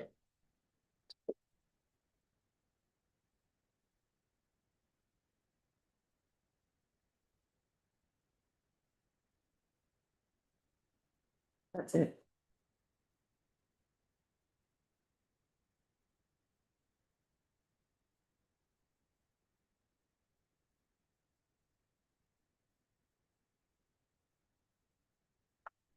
Any other thoughts on the Parks and Rec section before we move into the environment section? Going once, going twice. So just, sorry, the promote responsible marine access and stewardship by advocating for collaborating on safe, environmentally sensitive boating. But there's nothing in here about light pollution or the foreshore about things that we were talking about. So is it just docks and I think this is where we want to include something on light pollution, Mhm. for sure. Yeah, we'll find a way. to It's do that. getting, you know, when people are complaining that the lights from across the lake are their spotlights straight across the lake. And they can't go out on their deck and they're in a spotlight. It gets a little ridiculous. There needs to be some kind of restrictions and, you know, that's not even dealing with the, you know, a million blue and whatever lights that people are putting on their docks. They put them, like, it's almost like every 3 feet. There's another light, another light, another light. It's like, Well, there's one dock in particular. there's a lot. That, yeah, but the lights must be about every 4 or 5 feet and it is light, total light pollution. And they're on like all night. Yeah. So people have, I'm just bringing this up because people have complained and they're starting to appear around my house too. So I understand. Yeah. And that is a newer thing, right? Like Yeah. that wasn't something we typically saw. Yeah, no, it's something that everybody, it's like they want them. Yeah. Pretty soon there'll be strobing lights and, you know, whatever. Yeah. Because I've seen things online that'll do just about anything with lights. Isn't it, wouldn't that be bylaws, not an official community plan? Yeah, I think that would be, yeah, it's specifically regulated by bylaws, but I mean, we developed the bylaws based out of this plan, right? So it's including some policies around emerging issues like that that are becoming more of a problem, I think, then yeah. It would be prudent to include it here, and then if we need to, you know, regulate that by bylaw in the future, we'll certainly do that. So a lot of those lights are solar. Mhm. Yeah. So they're, you don't have the ability to turn them off at midnight or anything. They're on all night. Yeah, we'll definitely look into what might be the appropriate way to handle that within an OCP. We'll do some. You know, there's noise bylaws. Couldn't there be light bylaws? Yep, too? yep. Okay. So I was gonna say the same thing. It kind of fits in the same category as noise bylaws. Mhm. It's an offensive thing, and too many bright lights at night, to me, is offensive. So It's nice to have a few, but. yeah. a few is good, but you know, some of them are way too bright. If you have a marina, you need lights. Mhm. Um, Turn them We're off. on environment, right? Not yet. Yes. Are we getting there? Okay, under an environment, we talk about this a lot. Has there been an assessment, like, you know, when you go into a restaurant, right, or any public space, it has a maximum capacity? Mhm. What is the maximum capacity for our lakes? And that goes back to what can the lake environmentally sustain with homes around the lake? What's the maximum capacity? Because since I've been a kid, that lake has expanded a lot. And we've done our studies for the Sproat isn't as good as like the fish are telling you. Like last year, a majority of the fish went to Great Central. It's a colder lake, and the water quality levels are actually a lot better there. But we get back to thinking, and the discussion comes back what's the maximum capacity for environmental sustainable capacity for each lake? We have to have that in the OCP like that has to be addressed and analyzed to like, because there is such a thing as maximum capacity for the environment. And those lakes, I think Sproat, especially with during the summertime and the busyness of that lake, it's starting to get of great concern, like of what is the maximum capacity. It really needs to be addressed, or something. Somebody needs to figure that out, because it's definitely starting to affect. It seems like the lake's a lot warmer than from our numbers the last 2 years. It seems like it's a lot warmer than Great Central, and that's a cause of concern because of the fish. But yeah, I've something I wanted to bring up under the environment is do we know our maximum capacity? And it definitely needs to be addressed. Thank you. Yeah, thanks so much, Len. That's something that we heard a lot when we were out at State Shaw talking to folks. We have a policy under water quality under M, which is to answer that question, because we don't right now have that answer of what is the capacity, what is the best sort of path forward with that. So we do have some policy to look at ways to conduct exactly that kind of a study on the lakes, both at Sproat and over at Great Central. So max capacity of what, of houses, of people, of what? Oops, like, there's, that's a big question. It's really a whole system view of it, right? Like, is it houses and residents, the boats have an impact, just even seasonal users? Is it a sewage capacity? You know, there's big questions to answer there, but I think as an OSB is intended to manage growth over the next 10 to 20 years, I think that's a really appropriate question to ask right now, right? Well, I think it has to be tied in somehow with lumens is the actual light effect. And you'd have the lights that you buy at Costco or wherever, how many lumens do they give out? And how long do they last, after they get fully charged? Do they last all night long and into the morning? Or, there's got to be some. And how many of those lumens would you have allowable on each property? Maybe something to that effect. Yeah. I think as far as lights on boats, I think that's probably all, that's all navigational stuff. It's You seen the boats with the lights underneath? They're pretty cool. Yeah. Maybe it should just come down to the purpose of a light. I mean, if a light doesn't serve any purpose, if it's a navigation light or if it's guarding something for people don't hit it. But if there's just a whole string of blue lights, what's the purpose? And it should be challenged if there is no real good answer for it. It's decorative. Yeah. Yeah, so within that particular policy I was referring to for Len there, it talks about looking at the impacts of drought, invasive species, resource extraction, and pollutants. So light would be within that pollutant. Number though. This is water quality M, number M, or letter M. Which one? On page, yeah. So a watershed assessment is really a very good idea, but that's something that will take years. Right.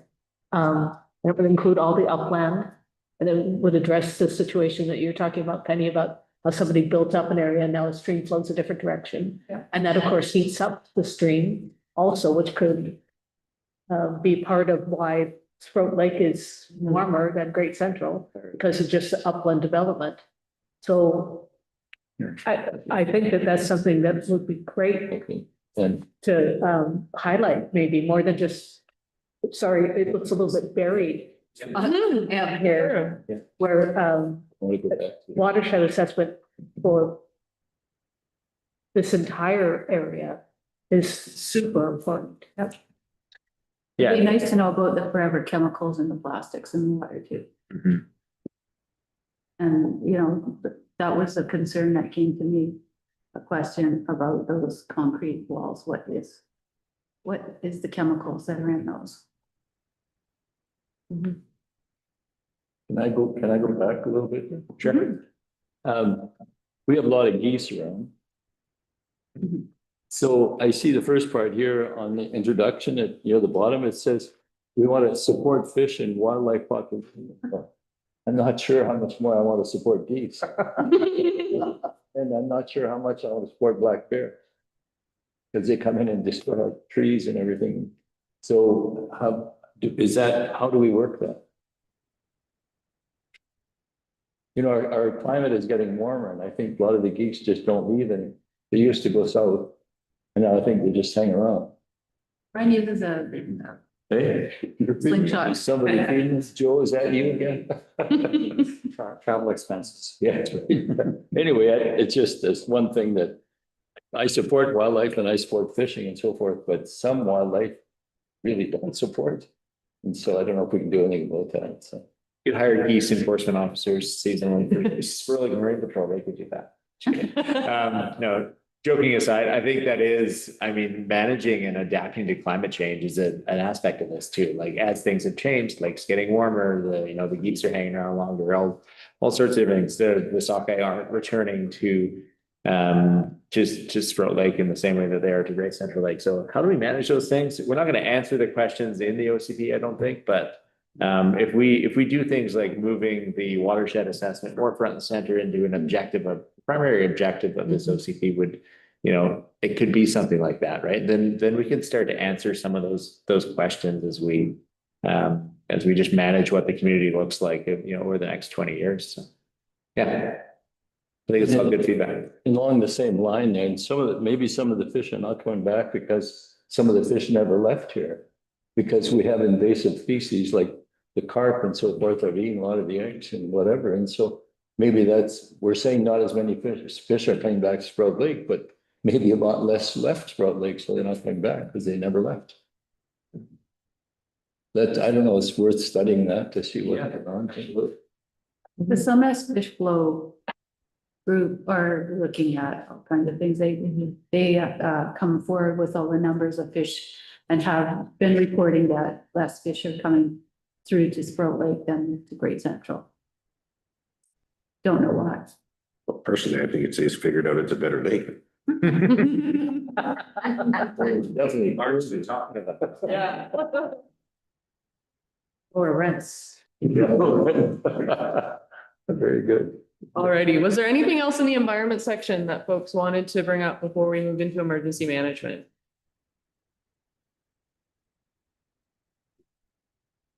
The water quality is in the environment. Mhm. section. I see you have support the Sproat Lake Marine Patrol. That's a service. Mhm. And when does that get renewed or is it continual? So the Sproat Lake Marine Patrol, maybe Penny can speak to it more than I can. But one of the reasons it's in here is because of that funding difference. By having it as something that's supported within the OCP, it just gives it a little bit more like, this is really important to community that we get this grant for the continuation of the Sproat Lake Marine Patrol. So that's why it's in here, to give it like a little bit of those extra legs. I can let Penny perhaps speak to. We've received a grant from the federal government for a lot of years. For the Marine Patrol. It didn't cover the whole cost, but actually it's a service of the regional district. It went to referendum and it passed. Other directors thought it would fail, but it passed. So going forward, we're using reserves this year. We haven't been approved for the grant this year, and I don't think that we will. We usually don't hear about it until late in like June anyways. So, but this year there's uncertainty if we'll get the grant or if we'll ever get the grant again. So the board is not that supportive of the Marine Patrol. Well, I'd like to encourage the Marine Patrol and I'd like to see it expanded so it has the capacity to take bylaw officers, fisheries officers, RCMP officers to do their due diligence on the surface of the lakes, rather than have to use their own boats even. I think the Marine Patrol is the only indication of any kind of officialdom. And I think it's unfortunate that they just go down the middle of the lake and come back the middle of the lake. I think they should be doing exactly what they're called, a patrol. I mean, they don't have to come and stop at everybody's float, but if everybody saw them, it makes a difference. So Yeah. I would encourage it. For sure, and we heard that the Marine Patrol is a really important to community at large. Yeah. So that's why that's in there. Unfortunately, we can't make the funding appear because it's in our policy, but we heard it was important to community, and so we popped it in here as a way to really strengthen any future applications that may need to happen for that funding. So Totally supported. So there may be an opportunity in the future, if we don't get the funding, to possibly integrate it with the fire department. Maybe, I've talked with somebody at staff about that before. So that's a possibility because when it's a service of the regional district, I don't think that we can specifically say that Sproat Lake is gonna pay for it when it's a regional No. service. No. So, it has to be a board approved expenditure, so. So the problem is the fire department, we pay for our fire department. So if we had that included in our fire department, we would then pay for the marine patrol, which is not really fair because right now everybody's paying for it. And the way it started, we were paying for it through the Sproat Lake Parks Commission, who was part of that service. And then we brought it to full referendum and it passed. Right. And, So doesn't that mean that everybody pays, not just us? yes, but because the board is not supportive of paying for it in the future, because it's gonna be $100,000 in the future, because everything's going up. They have to do a little reserve for a boat in the future and whatever. We would end up with that cost. But if we integrate it with the fire department, maybe we can put it into their budget somehow, and it might cost us less. I don't know. Maybe They're integrated. have to look at how you could do that. Yeah, I don't even know if you could do it, Sure. Yeah, but I'm just trying to Yeah, I think we're gonna wear it. find solutions so that we can keep it going. Well, one question I always wondered, like we charge the city's going to be charging it now, or are they actually? I don't know. With Port Authority charged us launching fees. Is there any stomach for that? Or It's just owned parks We by don't have the jurisdiction. who has the jurisdiction? The province? Province, yeah, provincial park launch. Yeah, maybe we need to talk to the province then and tell them that the service that they're providing is very key to the care for our lake and the people using our lake. So yeah, that's something that needs to definitely, maybe ACRD needs to, and maybe the nations need to meet with the province and tell them the importance of this and come up with some ideas to fund this program, because we see it as a good service as people that use the lake, and them checking out the boaters for life jackets, and because unfortunately, yeah, many times out on the lake, gets kind of scary out there with people that are intoxicated, and I've known they've reported, and they've reported to the police and before people getting a little carried away, and it's a really good service that Sashad is always recognized as a good service to take care of the lake and take care of the people that use the lake. So we can come up with some solutions and maybe approach the parks or whoever it is with the province, saying like the service isn't funded anymore, and we need to come up with some way to continue this service, because it's very important to community safety and the community just environment of the lake especially during the busy times of the summer. So the part of the program is an education program where they actually go into the schools and teach the kids don't float program and water safety. There is also maybe one other opportunity to work with the Fish and Duck, because he charges an environmental fee for every houseboat that goes out. So he pays for the beach cleanup, every annual fall beach cleanup. And they do beach cleanup behind the houseboats now. They're very environmentally conscious. They have monitors on the houseboats now, so they know where they're at. They have fine system where if you show up and, go grab a stereo somewhere and start blasting it, they find out about it, you get fined, and they're hefty fines. So Gary seems to be very willing to contribute to community causes. So that might be an opportunity to find some funding or support not that I'm committing him to anything, but it's worth an ask. If we can't get the funding anymore, we'll have to do some kind of fundraising or try to do something to support the program.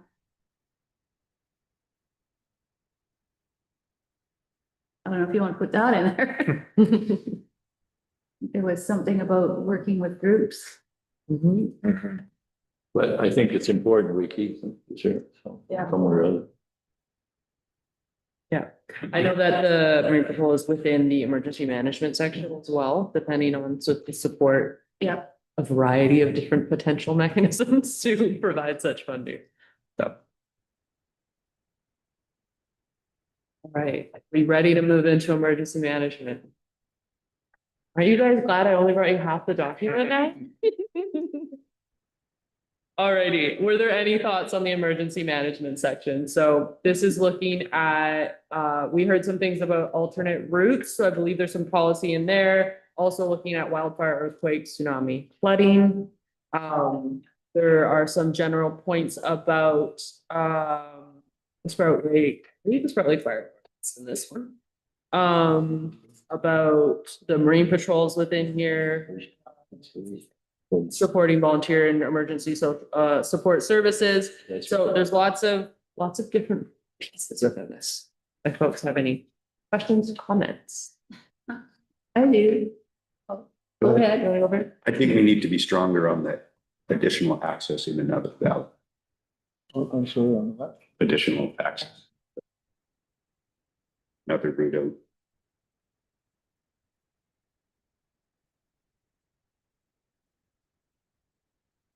That's one way. I'm looking at another way. I'd like to see the Kurt's Crib reinstated, redeveloped. That's the backside of Sproat Lake, the logging road. Oh, yeah, yeah. It's deactivated. Yeah. Yeah.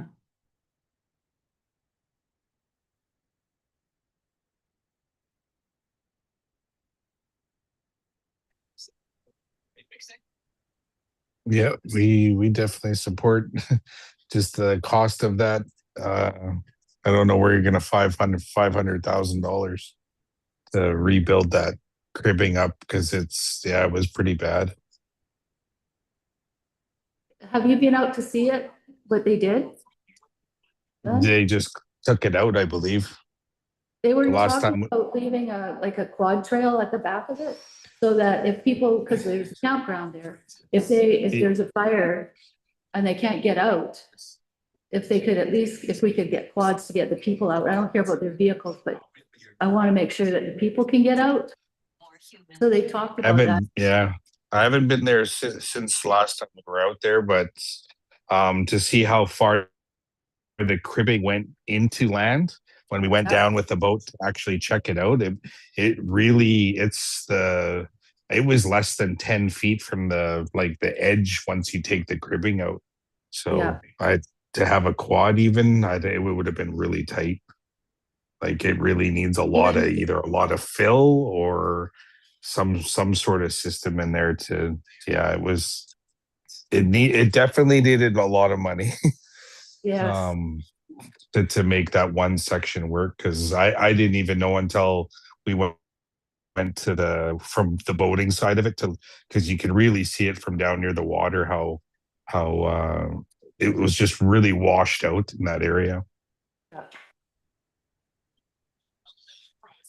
But yeah, definitely we supported access. We didn't want the road initially shut down, but unfortunately none of the governments for any or federal, provincial, or municipal just don't have 500 extra thousand to keep a logging road active.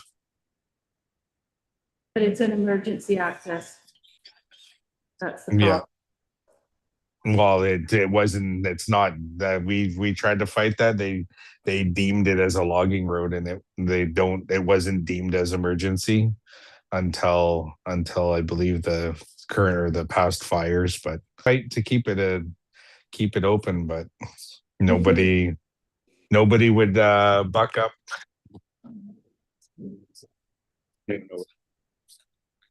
But can we have a policy in here that the community would like to see that? So at least we have that backing up to the ministry up above. For sure. Yeah, we do that. City, Ministry of Transport, Forest, Natural Resources, and another. I'll be asking about it. 21st.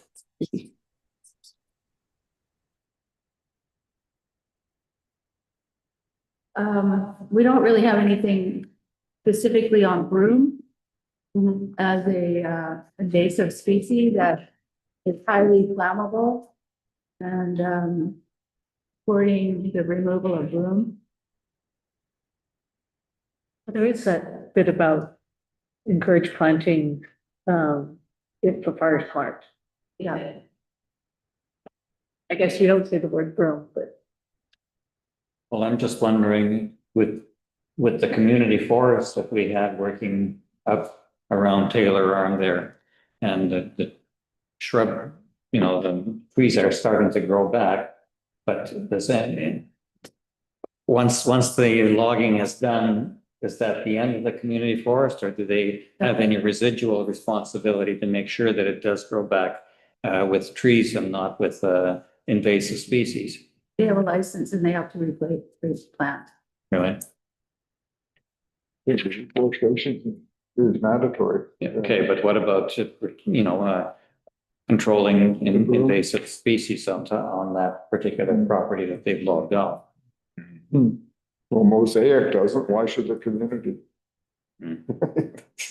Yeah, in the environment section in 5.3.3, there is a section on supporting the removal of invasive species. We don't specifically mention Scotch broom, but that would be covered within the invasive species. If you think that that's one that we need to call out specifically, we can. It would be page 40D, I believe.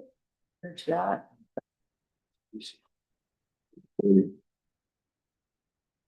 That'll be one of them. Another one too. Different.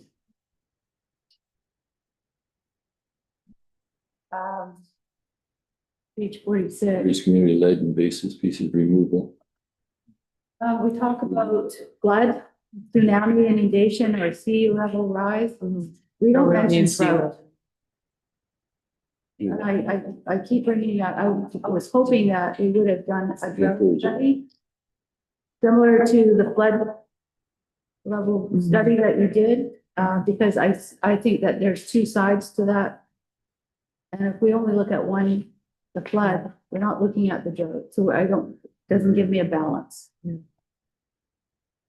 I talked to Karen about that. I feel like. And we have hit drought situations that's affected the farms. People at the lake, their water lines are in the mud. Yeah, their docks, it's on the bottom of the lake. Yeah, I think including that here, when we were looking at the watershed study, that's where we were looking to go. But I think from the perspective of a natural hazard, it's a natural hazard. Leading to wildfires, leading to, you know, human health issues and stuff. So Yeah. I think speaking to that in this section is a great idea. To get carried away with page 41.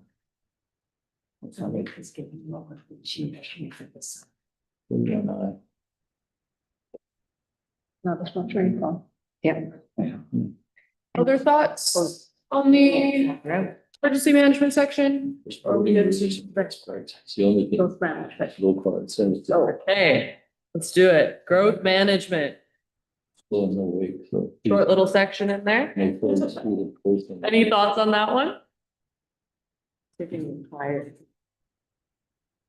This section's really like attempting to make sure there's room for growth in a sustainable manner, but putting restrictions around areas of interest the community had. So this is looking at ways to limit development, what we want to require from developers. Some places that the bylaw would need to be updated, the zoning bylaw would need to be updated. So not a lot in this particular section, but hoping it is meeting what community have wanted. We did discuss earlier about the, new development subdivision where it's identified as has the opportunity for rental, short-term vacation rental or versus housing, affordable housing that's not going to be, you're not going to be able to rent it. Like, I think there needs to be a distinction there for further development because the housing that we did identify as low-cost housing is, they're applying for the short-term vacation rental. So there's what, 3 or 4 of them now in 10 lots? Yeah. So it didn't come out the way we expected it to. Mhm. Even though there was The covenant. a covenant on it. Yeah. Any other thoughts on growth management? Yeah. Being as the majority of the shoreline is owned by Mosaic, is there much communication with Mosaic as to what they might do or would do if the ACRD approached them and said, we need a commercial water landing, we need a place for a pump out station, we need more access for the tourism to come to the lake. Does anybody ever approach Mosaic and say, come to the party and show us what you could offer? We've certainly spoken at length with them in the past. They don't want to manage it, right? So they'll help us in certain circumstances. We have a lease on the Dixon Park dock, for example. I think we're the only one that has a lease with Mosaic. So their stance is generally, they're dealing with their liabilities as best they can, but they don't want to actively manage a lease system in the lake. They're not happy they own it, I don't think. So it's inherited as a part of the deal. So yeah, I mean, we could have some language in there about working together on finding a solution for that, because I don't think there really is a solution right now. It's just the lake bed is owned by. Well, for those issues that I just mentioned, Yeah. we would really need a place that we can park commercial. Here, that might be a good fit for it, because those are all uses that have an upland associated access requirement, right?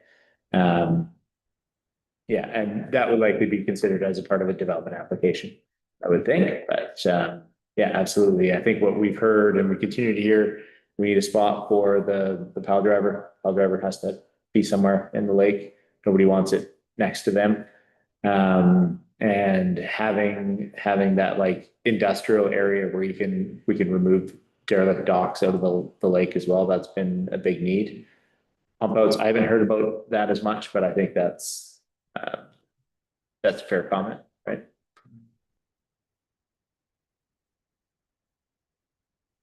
I think we can include something along that line.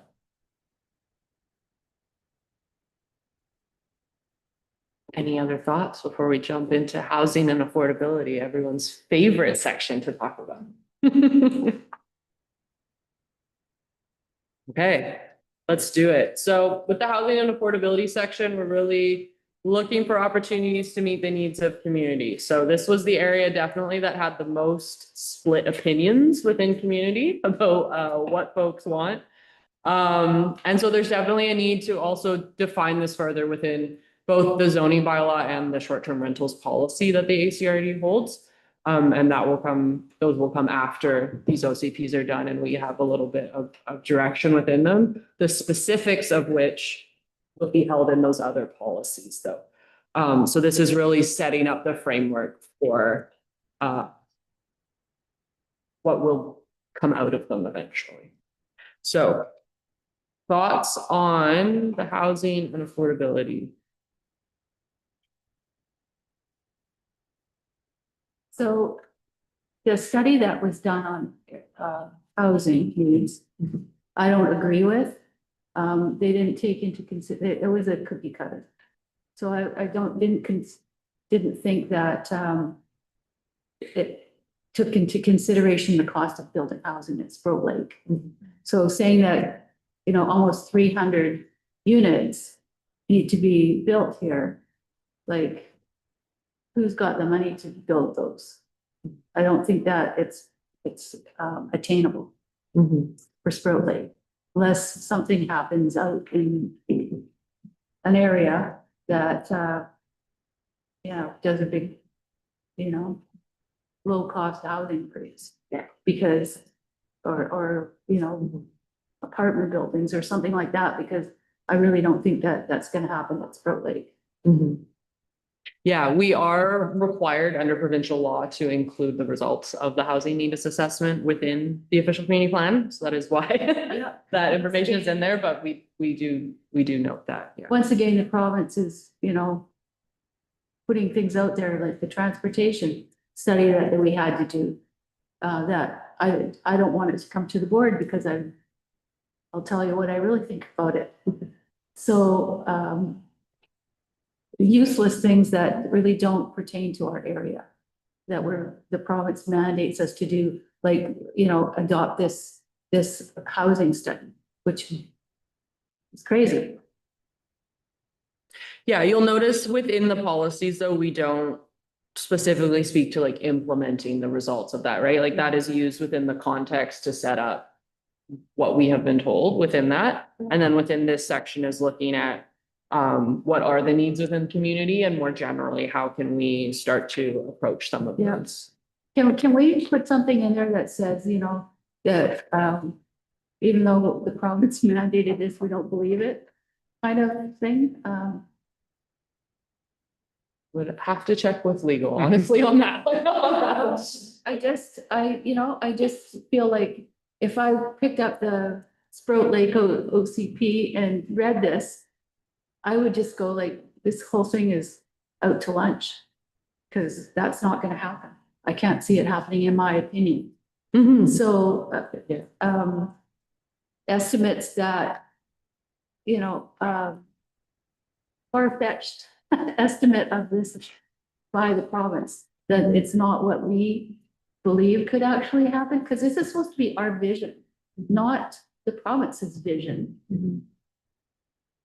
Yeah, I think including some wording in there in the storytelling aspect of it would be fair, right? I mean, Yeah. the tool does a really bad job at taking into account the areas that have seasonal residences. Yeah. For one. Yeah, So the vacation areas like Banfield, Long Beach and Sproat Lake seem a little out of whack. And it also doesn't deal with smaller populations very well. I mean, the same tool that Surrey uses to develop their housing needs reports, we're using, right? So it's not quite as effective and unique as we would want to be. That's why we're here and we're doing everything in community. But I think we could have some stronger wording around that. something in there that's Not representative of what the community unattainable. wants. Yeah, totally. Could we just kind of reword it saying that although Yeah. in front, that that the housing needs are estimated, it may be an unreasonable. Or put it like a low number, like. Well, yeah, 300. well, if that's what it was, I don't think you can change it, right? Maybe That's- you need to invoke the notwithstanding. Yeah. But that is, and just due to the cost of land and building, it may not be a feasible thing that's been predicted. So you're not saying it's wrong, but you're saying it's very likely. Dependent on feasibility, Yeah. But the 50% that don't want to see anything besides their monster house and nothing else around it. No further, little development, secondary units or whatever. There's a population out there that wants to live. But it's not saying where it is. And nothing around them to support housing. For Unfortunately, the rich out there have made it unattainable to afford land around the lake. So Yeah. to say affordable and have it in the same same mentions is a joke, because not even there's half of the population can't afford property out the lake unless the government is willing to give up some of their crown land for, and within areas that can be developed and because yeah, no, just to build a home right now, which Mark has a good idea. The costs of building right now are astronomical, and tie land values to that. Yeah, it's crazy to even say that there's, oh, let's build. It's nice to have, but it's for the lake. It's definitely, I don't see it either. Yeah, I think following up with Penny, the government's really good at pushing their hand on things and building regulations and building codes that we have to follow, and affordable housing is not a thing anymore. The cost of building, an average house, $350 a square foot. So, you know, Yeah. it's hard to build a house that's affordable just by following their rules, which is why I was kind of falling back on the mobile home and modular home. We have two projects we can compare that are basically exactly 1,000 square feet and 1,000 square feet. Same siding, same windows, same kitchen, same flooring, like very similar. One stick built, one modular, and nothing against districts, but the permits, the engineers, foundations, plumbing, all the requirements, it was almost $100,000 difference. Those two units, both completely livable, just on all the extra things we have to do. Which over a life of a mortgage is a lot of money. I would like to point out, though, that some of the objections here seem to be for property at the lake, by which you mean Sproat Lake, waterfront or near waterfront, and there's a whole bunch of the district that doesn't include that. There's a lot of opportunity out there. Yeah. Absolutely. And I don't even want to talk about affordability, but just to increase our housing supply. So for instance, we don't have staffing shortages at close parts of our hospital, right? So I'd like to see some housing out at the airport. But the zoning, nothing is there in place. But I know that Colson's would love to build some housing, some employee housing out there.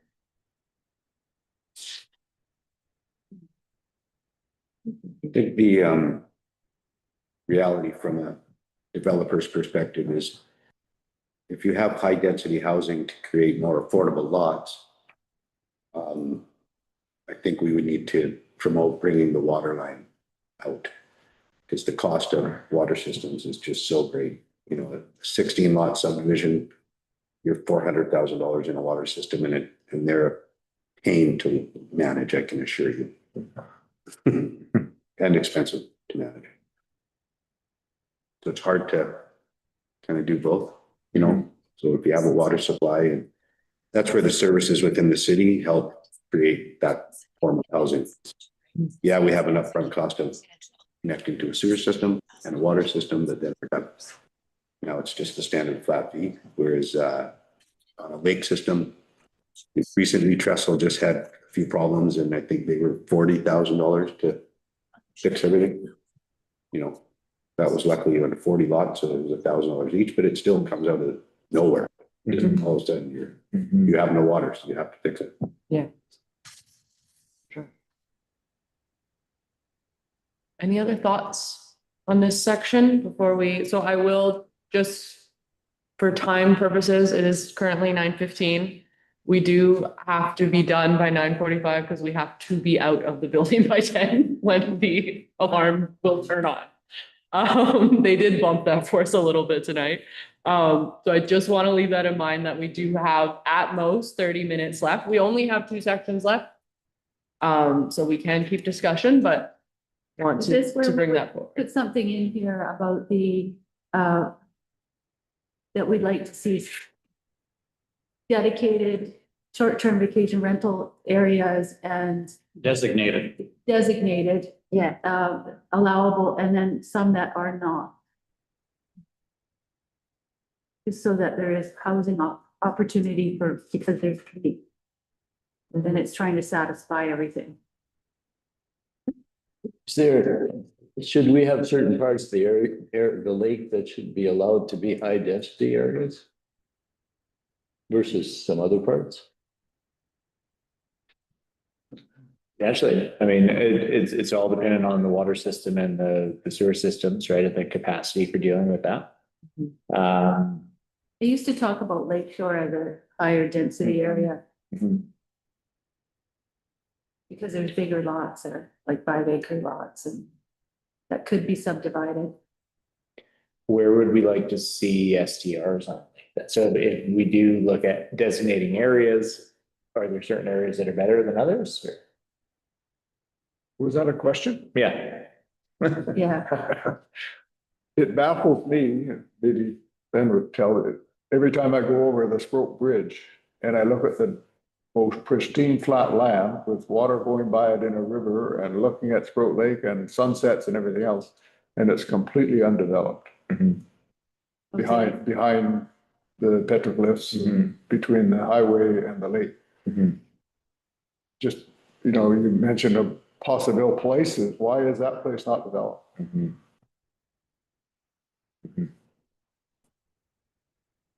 Can you say where that is again? The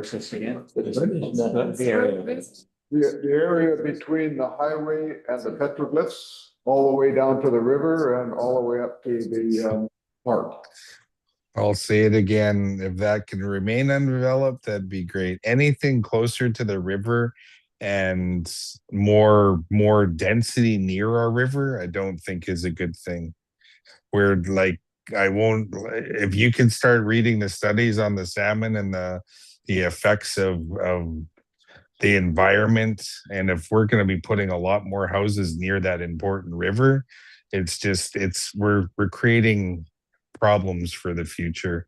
And currently we still have one of the most strongest salmon runs in the province, and we got to manage and take care of that. So moving any more density closer to that river just kind of perks up our ears to that's something we definitely won't support. The salmon or I'm sorry, salmon over housing for me. I'd rather you put housing more inland than right adjacent to a river. I'm sorry, I just can't hear. he said that they don't support it because of the fisheries, the salmon are not running.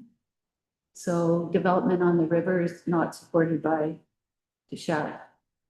Well, not along the river, but there's acres and acres of land between the highway and the lake. Yeah. Yeah, it's not the river. So it's upland land, not on the river? No, it's not the river. It's not on the river, but it's like where if he's talking about it, I don't know what they call it, the old helipad or something, or you mean that area there and that within that? Is that the old landing where the old wood used to be pulled out. That's right. Yeah. Yeah, so I think, there a lot of environmental sensitivities there for sure, but if you look at that property, we have it designated as comprehensive development all the way up to the Ash Main up there. That's the Ash Main. So there is a lot of Area behind him, so land away from the river, but definitely here in Ulan, and that's my experience as well, is that we want to keep that development away from the Sproat River in particular, just recognizing the fisheries values there.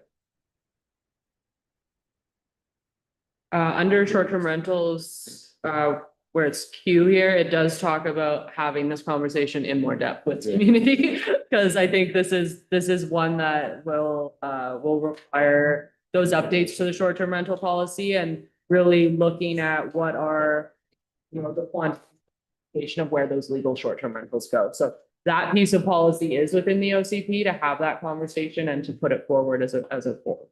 Is there any way that we can do an incentive for permanent all housing? that place is right here. Where's the road? There's the road here.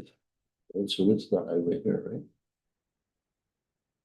So is it, All right, I am gonna push us forward into the employment and economy section because I do want to make sure that we at least get through everything. If we want to come back to this section, we can absolutely do that after. sorry, but So the employment and economy, there was really a desire to keep commercial and industrial business in existing areas as well as along Highway 4. There was support for home occupations and home industry in agricultural, rural, and the rural central lake district, but there is no home industry on residential. And then there was support for resource development that is mindful of community. So those were some of the key pointers that we heard and that are reflected in this section. So if there's any comments on this section here, this is also the section that the airport. That's with it. So also page 52. The support the community for forestry the benefits of local community. So we do know that that's city owned, not owned by the regional district. Yeah.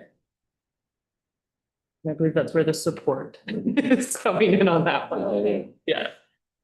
That was something that was highly supported by folks in this area. So. That's why that's been there. Any other thoughts on this section? Support the rehabilitation, remediation of spent resource extraction sites. So I'm just trying to plug in Kurt's crib again somehow. I don't want to see any of the logging rooms closed. I think that doesn't really talk about like quadding, snowmobiling, recreational activity trails out in Jose, whatever, the community forest, there's trails there in our area. So access to back road country. We want to see that happen. Bikers, like there's so many trails, there's so many different, horseback riders that everybody wants access to the outback, so it'd be nice to be able to put something about that, because I know that's a vision of some people. just some,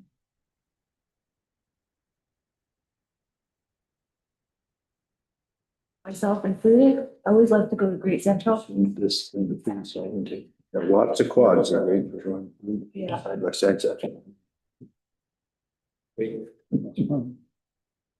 Ready, any other thoughts on this section before we jump into the agriculture?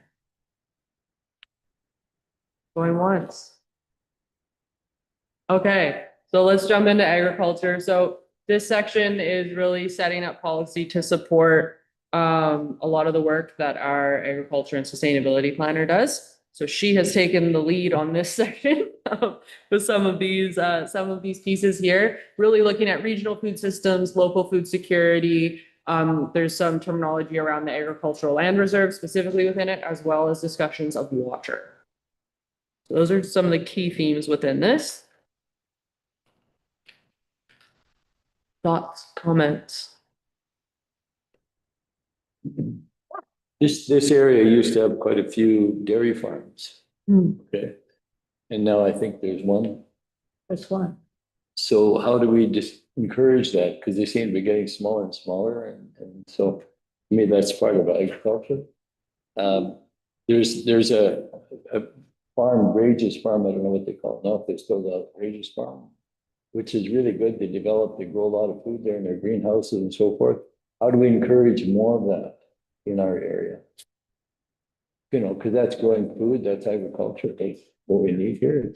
If we can grow it here, then we don't have to import it, and we don't have to pay all these duties to get our food across.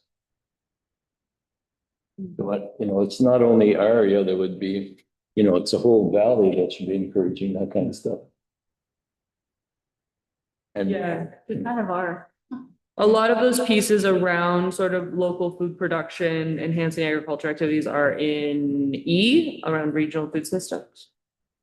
Which are supporting initiatives that increase local food production, harvesting, enhance agriculture activities, and provide opportunities for the sale of local food products throughout the region to increase food security, self-sufficiency, and reduce reliance on imported food. So a lot of those kinds of ideas are covered within that.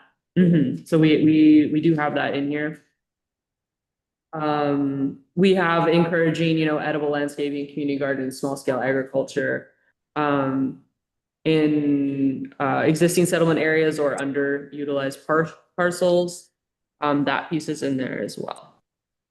And then supporting agricultural workers. So in area D, do we have much land that's good for growing crops and stuff? There's a lot of ALR land in area, in the Hector Road area, Bell Road area, there's lots of agricultural lands in there. There's the areas between Lake Shore and the highway.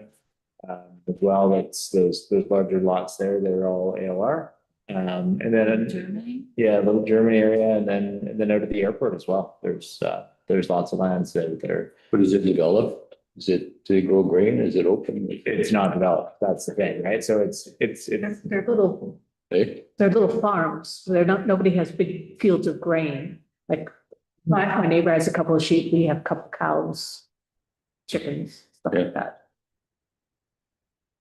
Yeah, unfortunately. Gate sales, that's it. Land reserve doesn't actually show where there's farmable land. Yeah. It's just flyover. Across the street from us. 72, so what's that? I said across the street from us, he's developing. I mean, it's ALR, but it's not, Abattoir. you can't plow it. I know. So it's a lot of, yeah, some of the land around you can develop, but a lot of it is really That's a long good for farming. For a year. I don't know if they built it though. Oh, I thought they did. Yeah. But it would be good if there was more. So, I don't see it anywhere in here, but I've been pushing for a, water committee at the regional district. And, because I think that, maybe 20 years down the road, the city, the Alberni Valley might need more water as things go, it's harder. And they'll be needing to have water from Sproat Lake in the pulp mill. That's my prediction. At some point, I think that that's gonna happen. In the meantime, also with the drought situation, I know it's not gonna be popular all here, but I think that we should be considering water conservation for everyone. But I don't know if you can put that in, maybe in the next OCD. So penny to support Yeah. water. I've mentioned it to a few people and they look at me like I'm crazy. I just don't know how we would manage it. The cost of management and trying to control it in such a vast area. Yeah, it's just like a water testing that you do, like, advertise it and say, now it's the time. If you're, the lake level is so low that really we shouldn't be excessively draining it. But, to that point, Wendy, I think it's interesting, or when, Penny, because we haven't, I don't think anybody is watering his lawn. No. And in the last 2 weeks, the lake has dropped at least 18 inches. So if watering the lawn is gonna add to that, but what I'm saying is the lake goes up and down without us taking any water from it. Yeah, Well, is the weir Yeah. at the end, is it being managed at all or? Are they in now? The plates in? I don't think they're in I yet. think two, I have a meeting some of them. with them. I know they only still are down. Well, it's not particular. Coming up. Alrighty. Are there any more thoughts on our plan? Can we reserve the right to email any other comments? You can absolutely email in any comments you'd like. We'll be bringing you guys the full draft. I believe it's April 20, what did we say? 27th, thank you. Next meeting will be April 27th, and we will email that out to folks as well. And so that will be a review of everything. So we'll take all the feedback and comments we've gotten from you tonight, and we'll let you know what we were able to put in, and anything that we weren't, we'll let you know why.